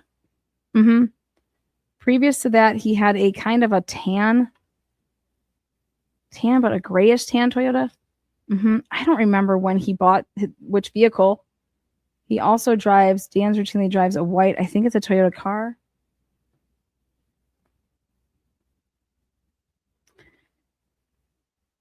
Which one he had, I have no idea. Are the three vehicles which he had, I have no idea. Okay, all right. But I am virtually sure that, he was sitting there when we first heard the call. He left for probably 20 or 30 minutes. Okay. Came back up, got some Imodium, turned around and went to his house. Okay.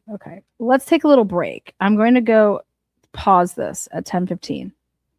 Now, okay, back on the record at 10:19. We're in a police facility. I didn't talk to you about Miranda before, but I'm going to read you your Miranda rights now.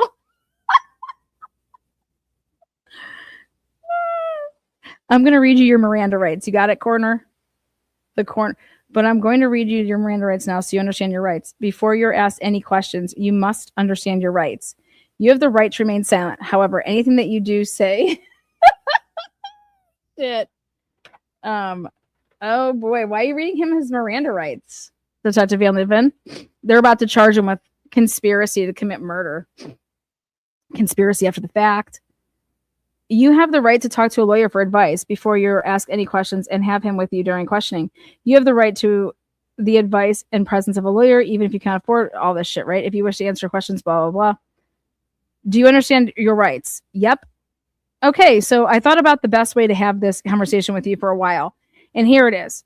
I've known you for a long time. Mm-hmm. You're a good man. You've raised a family in the community. You're the elected county coroner. You're a volunteer firefighter or fire department. You're volunteer fire department. You're the funeral homeowner and director. You literally are a pillar of this community. So I promise you, I'm going to make a promise to you right now. I'm not going to lie to you. I'm not going to exaggerate to you. Okay? Will you make the same promise to me? Sure. Okay. It's not a question if Dan Moore murdered Dr. Drake. I know he did it. And I can prove he did it. And I can prove he did it. There's no doubt. The only question that I need to answer from you today is when you knew about it. When you found out about it. When I found out about what? That Dan Moore killed Dr. Drake. I am not aware that he did and have no reason to believe that he did. I'm going to say it one more time. And I'm totally, and I can show you some proof here. We know that he did it.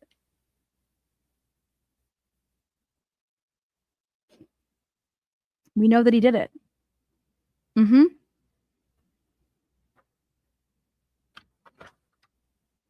We know that he did it. In court, I don't want to approach this in a threatening way to threaten charges against you. No.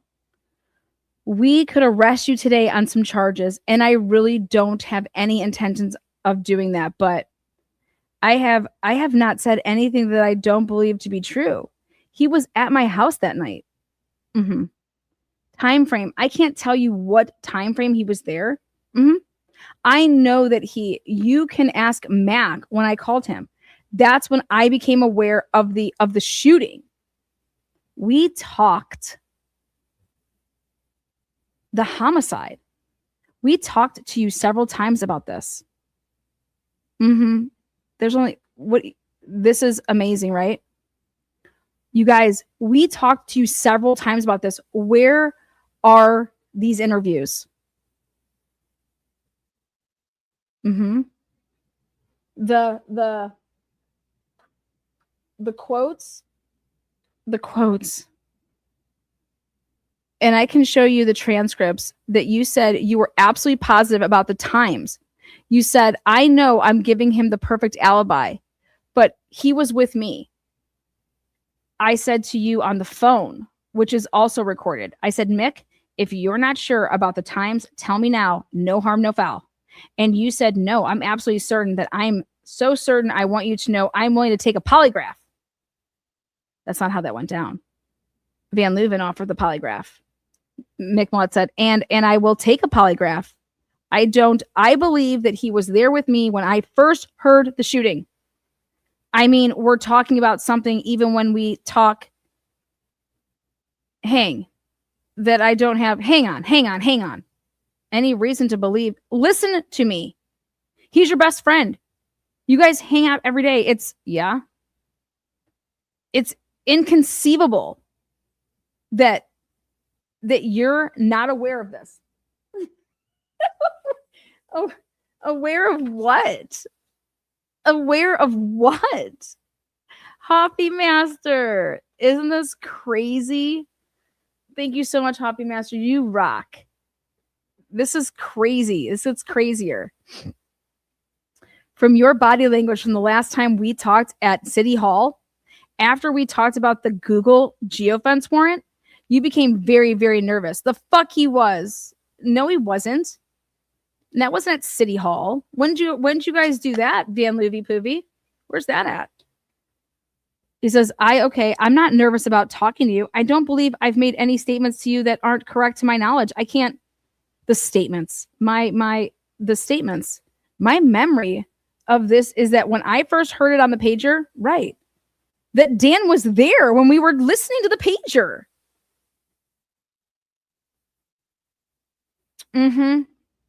He says, I don't know what time he came to the house. I know he was there that night. And that, yes, you were. Wait, I don't know the times he came. Oh, yeah, I know he's there that night. Detective Van Leeuwen says, the question, the crux of this is whether he was with you the whole time until you received word that an incident had occurred. And you repeatedly told me that, yes, you were absolutely certain of the times. You were absolutely sure he was with you. He absolutely was with me that night. What time he was? No, not came over. No, not the night. That's not the question. The question is, was he with you until when he got to your house, up until you received the call that there had been some sort of an incident that might require your services? And your answer was yes. And I further asked you when he left your house to go get to his office that he left before, after you said it was after. That was after. This is sick. Okay, but we know that's not true because we can prove it's not true. We can prove it. Then prove it, motherfucker. Prove it, baby. He's like, my memory is that statement is true, that we had listened to, something going on the pager. Right. So if it already happened, you fucking idiot, Van Leeuwen, they're there together.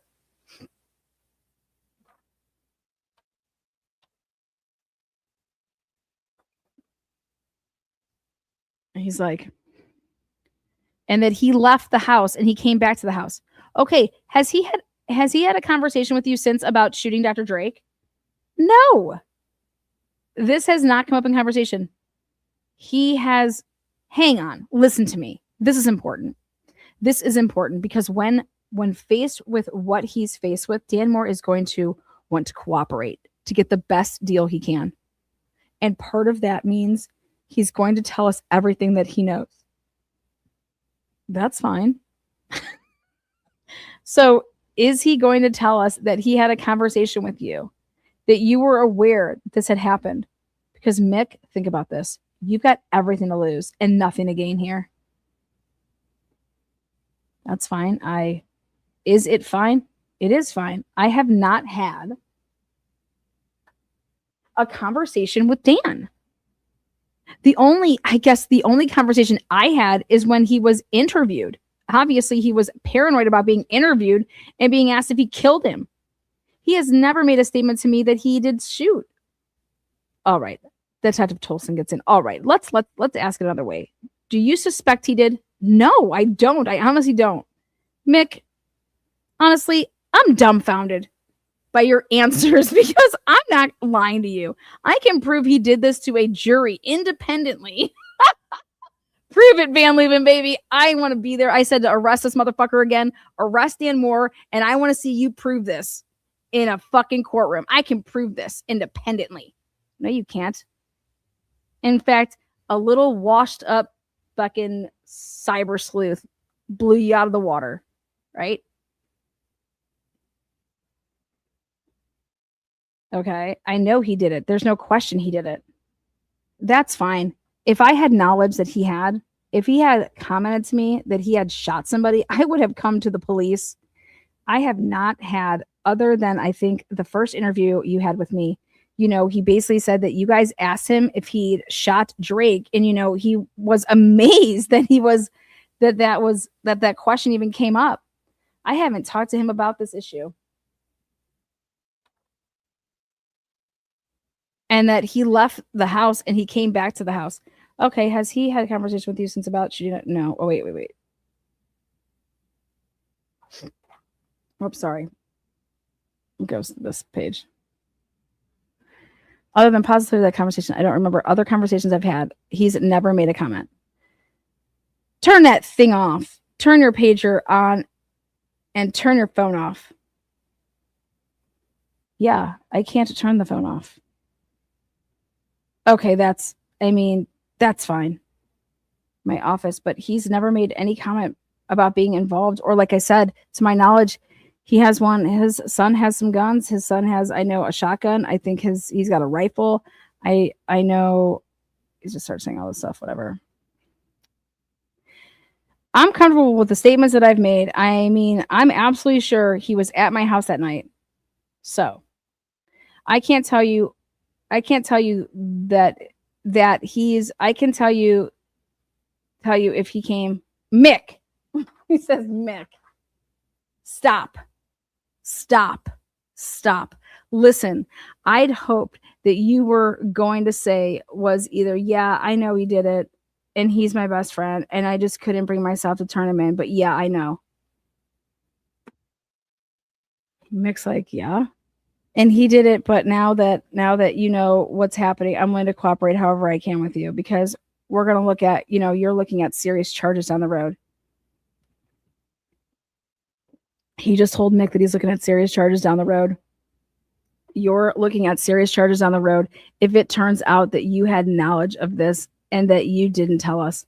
I have no knowledge of it, and I'm not well, you you trying provided him with an alibi which we can prove is not true. And I gave you multiple opportunities to tell the truth, and each time you doubted or you doubled down. You said I'm absolutely positive about the times. You said, other than possibly the conversation I don't remember, other than conversation I had, he's never made a wait, what? Oh wait, that's not here. He's like, you said, I know I'm giving him the perfect alibi, and we relied on your statements to discount him from being responsible for this until we found the evidence we found. I am absolutely sure that he was at my house when we were listening to the pager. I am not saying that he was there at 5:00 at night or that he was there at 7. I do not remember that. What you said was he came to your house a little after 6 and that's normal. And he was, when he comes, yes. And he was with you until you were notified that something happened. That is not what the fuck he said, Van Leeuwen, ever once, because now we've all just went through it and everybody here knows that he said no. I said he was here with me and we were all here. He had never left. Then the pager goes off. The pager goes off and says shots in the area. It said shots, gunshots fired on South Hill.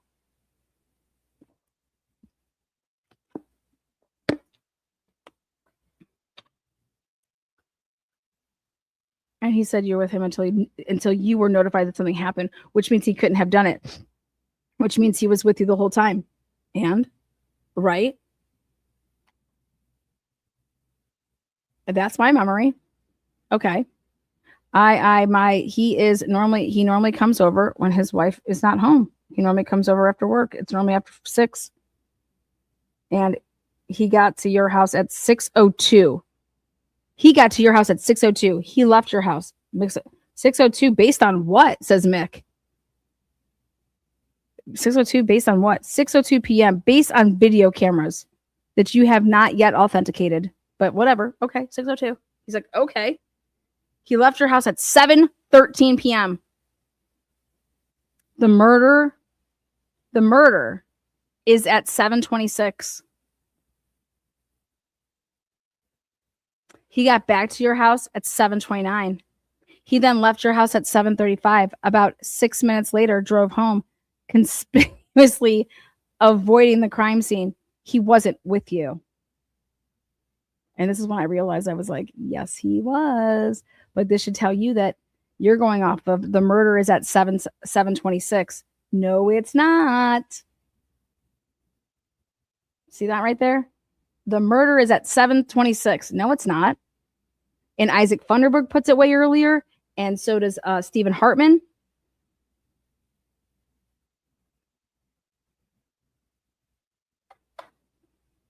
Dan Moore didn't lawyer up. Mick Millett didn't lawyer up.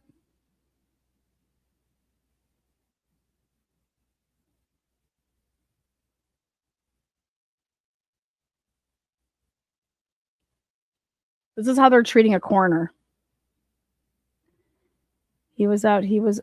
Look at this. Look at what he says here. He then left your house at 7:35. He was out. He was out murdering Dr. Moore. Dr. Moore was out there murdering Dr. Moore. He was out there. He was murdering Dr. Moore. Now, why? Or Dr. Drake. Now, why he did that, we're not quite sure. But the fact that he did it, we can prove. Okay, all I can tell you is my memory, and I know he was there that night. I can't tell you to the minute when he was there. I know he was there when we were listening to the pager. I'm not saying, to my knowledge, I haven't said that he was there when I first heard of the shooting. I don't know when the time frame.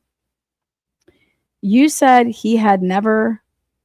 you and he have never had a conversation about this. No, he's never, other than the conversation of when you interviewed him, he's never told you that he did this. No. You weren't with him in the truck? No. Driving around before the shooting with him? What?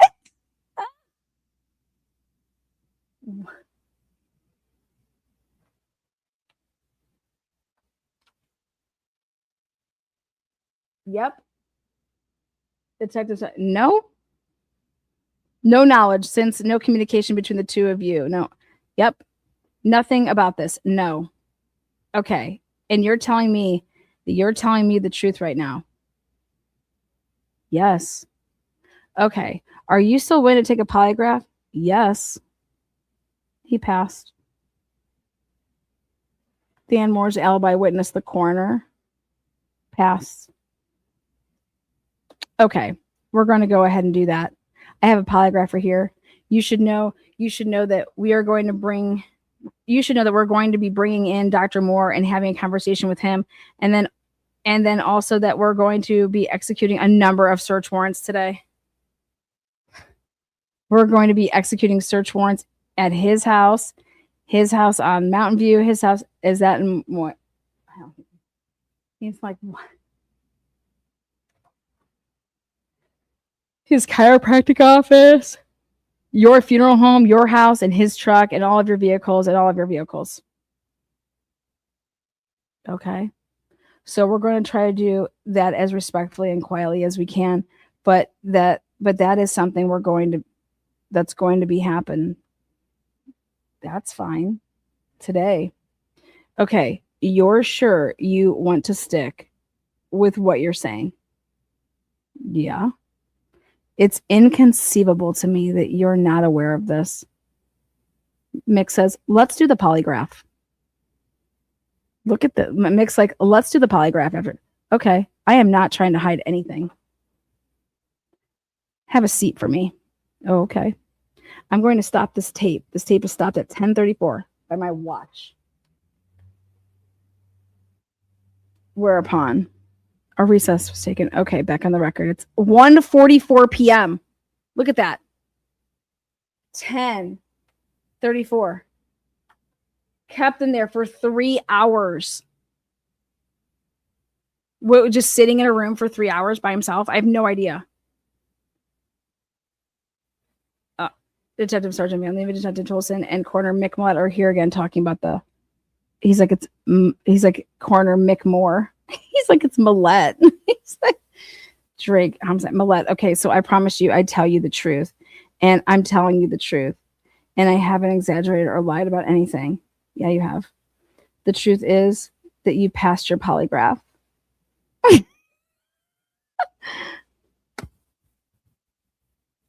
Come get some. Pass this polygraph.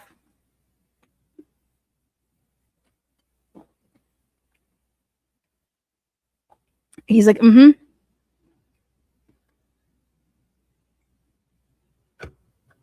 Well, we know and can prove that he did it. And you And I understand how you have the relationship with him that you do.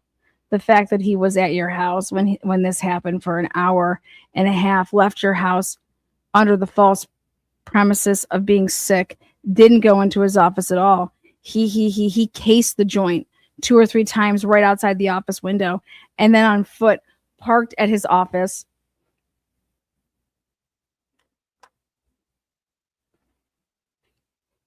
Yeah, parked at his office on foot to go over there and shoot through the window, come back. That's when he's seen by an eyewitness and actually runs back.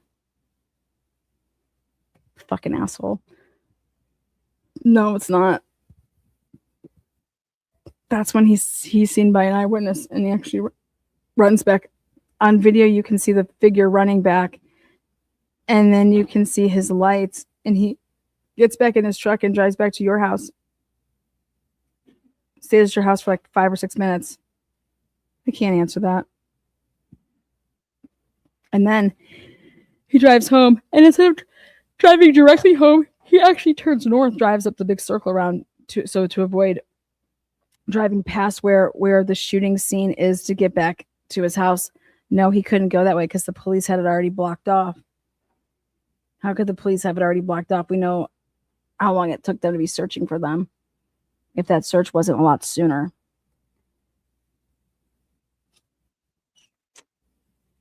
He's like, I am amazed at the questions asked in the lie detector.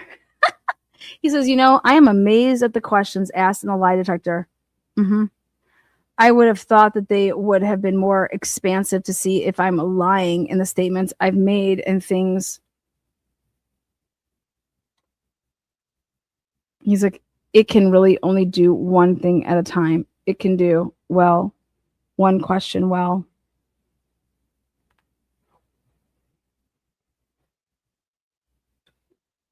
So my question, we had a lot of questions for you that we could have asked. Okay. The most important question was, did you know before today? Mm-hmm. And you passed that. So now, having said that, again, I'm just telling you the truth. So no, that's fine. And I'm not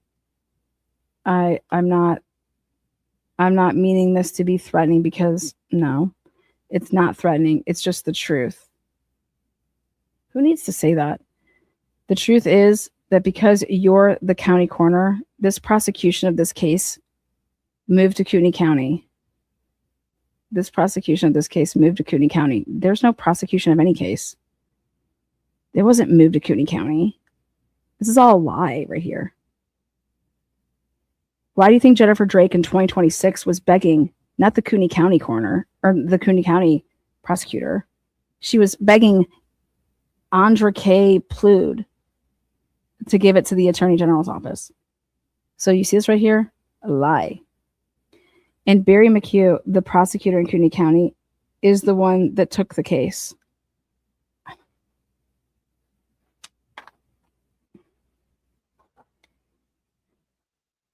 This is just ridiculous. He actually took the whole case, and then he decided, wait a minute, the conflict here is you, not Moore. So I'm just going to keep any prosecution of Millette. I'm going to keep that. And they gave the prosecution of Moore back to Boundary County. He's like, okay. So Barry, based on what we currently have, Barry says, well, I'm comfortable if you need to. I'm comfortable arresting the coroner for obstruction, because he made statements giving him an alibi where he said he was absolutely certain, where he can prove that it wasn't true. I have no intentions of arresting you or charging you today with anything because you passed the polygraph. It gives us both a moment of pause here. But, and this is where I'm going with this, so you need to understand the full, part of this. Given the nature of the shooting, the fact that it was one shot, it was off center, it was just nicked the pulmonary artery, bled into his lung. It was the odds of that. shot killing him were really, really low. At that range, if he could see him, he could have shot him in the back of the head. He could have shot him 5 or 6 times. He didn't need to. What I'm saying is, it looks to me like it was an accident, that he didn't mean to kill him. He just, he meant to shoot, meant to scare him, maybe even meant to wing him, hit him in the shoulder. But I think the fact that Drake died, I think that I don't think he was prepared for that. And I fully believe that he tried to commit suicide. He's saying this with a straight face. The gas leak was not an accident. He did that. I know he did that. No evidence of that. The gas guy said that was an intentional back off. Well, I don't see either incident in how I know Dan. Yeah, I don't see either incident being, I find it dumbfounding. To be honest with you, when I look at this whole thing, Dan Levin says,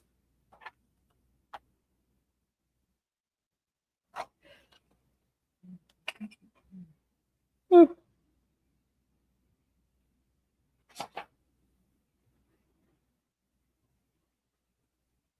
I look at your relationship with Dan, how do I start with this? Both of you are what I would call pillars of the community. Both of you are men that have been here for decades, who have raised families, who are well known, who provide services, who people trust, the fact that either one of you would be involved. I'm not saying you're involved, but when I really did think that you were involved after the fact, I really felt like there's no way that his best friend doesn't know that he did this.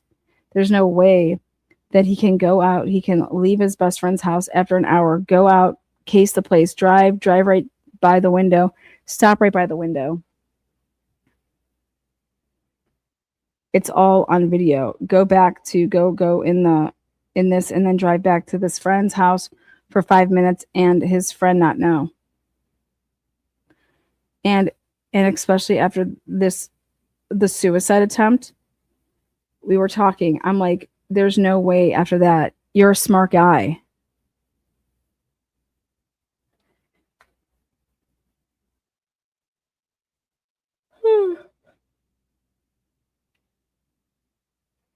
But to put 2 and 2 together and go, hey, wait a minute, did Dan do this? I understand. See, I guess, and let me just say to you, okay, go ahead. One more thing. It's our theory based on some other information we have that the motive that he had to do this was that he was losing patience.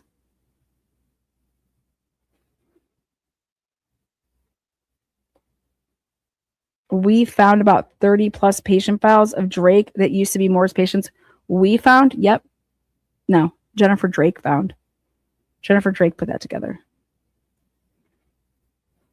When Drake went under the knife to have his surgery, there was a lot of text back and forth between Drake and his patients, where his patients were saying, hey, while you're laid up, I'm going to go see Moore. And then afterwards, they came back to Drake. And then Drake busted his ankle in January.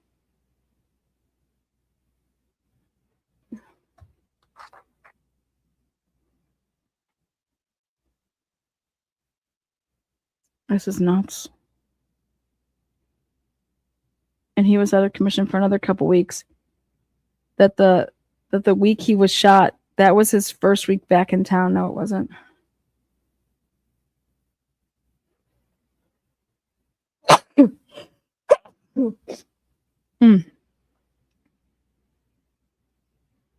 So our theory was looking at the patient files, and we had one source of information come forward and say point blank, they said that they had been a patient of Moore's going back 20 years. Lies. And there was some incident with Moore where Moore had made some statement, and this patient felt like, I don't trust him. There's a dark side to him. I cannot believe this. I cannot believe what I'm reading, you guys. Excuse me. Black Dakota, what's up?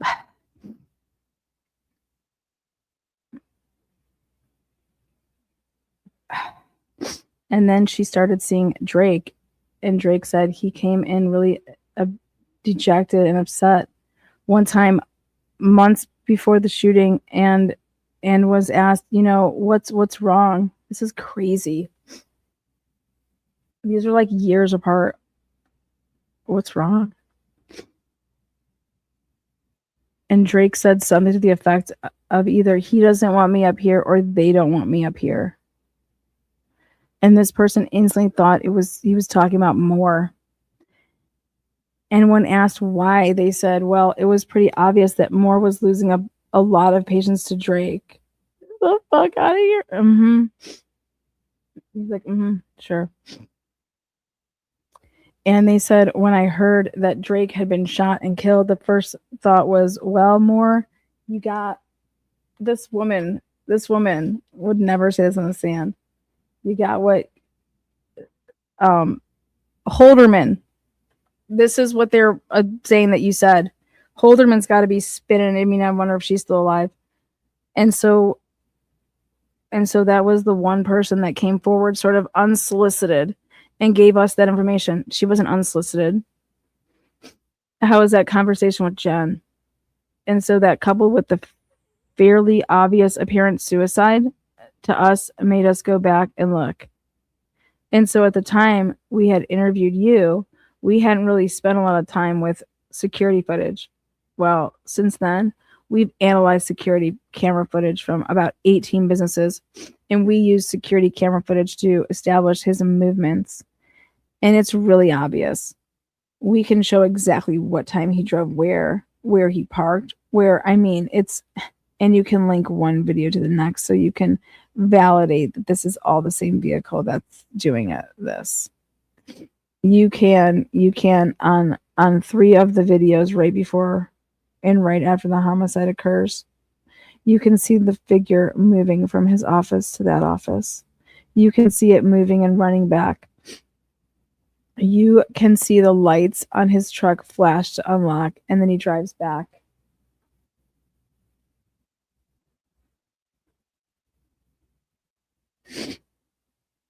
To your house. It's there, no doubt. What happened, Mr. Millette?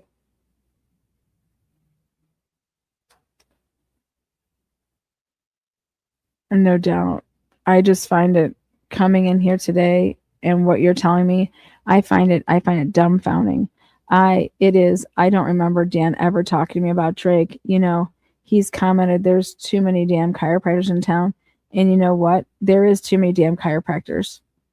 But I just don't see that. Moore has built a whole reputation and a whole life up here. Even if he didn't mean to kill him. And like I said, personally looking at this evidence, I don't think he did. But even if he didn't mean to kill him, just the act of shooting into his office is so reckless. I mean,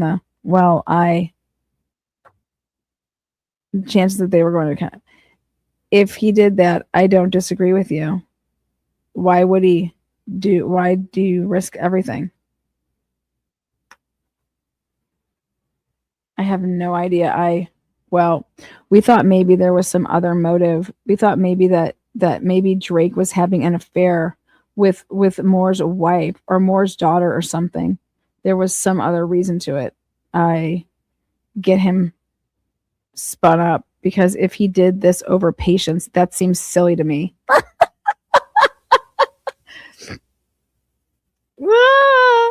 And the truth shall set you free there. It just seems so silly to me, but that's his case. His case seems silly to him. Unfucking believable, man. It's just so silly to me. Yeah, it's your case. Hi, okay. I know Karen. Karen is a friend also.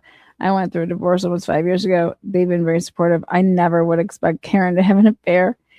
His kids have basically been out of the area since they graduated. The one spent, I don't know, 5, 6 years school in Moscow, blah, blah. The things you're telling me are totally outside. I mean, I've never, ever seen Dan mad. I've never heard him make derogatory comments, anything. This is crazy. This just blows my mind that you guys are thinking like this, is what he's saying.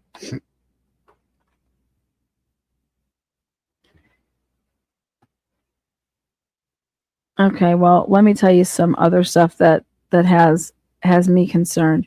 You passed the polygraph. But that doesn't mean that you're necessarily telling the truth. It just means you passed the polygraph. And I'm not saying you didn't tell the truth, but look at how these cops act. Why would anybody ever fucking do a damn thing? And ever, because this is what they can do. Well, it just doesn't mean anything. Just hear me out. Once we go arrest him, and we have people on him right now, and bring him in and talk to him, he's going to understand that really there's two avenues for him. What we can prove is that he committed a premeditated murder. Why he did it, only he knows. And whether he meant to actually murder him or whether he meant to just shoot into the building, only he knows that. So he's got to tell us that, because he's not going to want to look at a murder one capital charge. He's going to want to look at a voluntary manslaughter or something like that. So he doesn't spend the rest of his life in prison.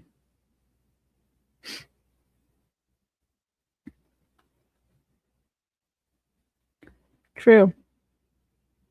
So in making that decision to cooperate, and even if he doesn't make that decision today, even if he comes here today and says, go pound sand, I want my lawyer, I'm not talking to you. I'm convinced that any competent attorney is going to look at the evidence we have and say, we need to make a deal here. That's our best play. And in order to make a deal, he's going to have to be completely forthcoming and honest and sit down and debrief us about why he did what he did. Is that true, Van Leuven? Because you guys made a deal with Brian Colbert and he didn't say shit. You guys are all full of shit. And what led up to this, where he got the gun, what he did with the gun and all that. If he comes back later on and says, well, Mick and we talked about it and blah, blah, blah, he helped me.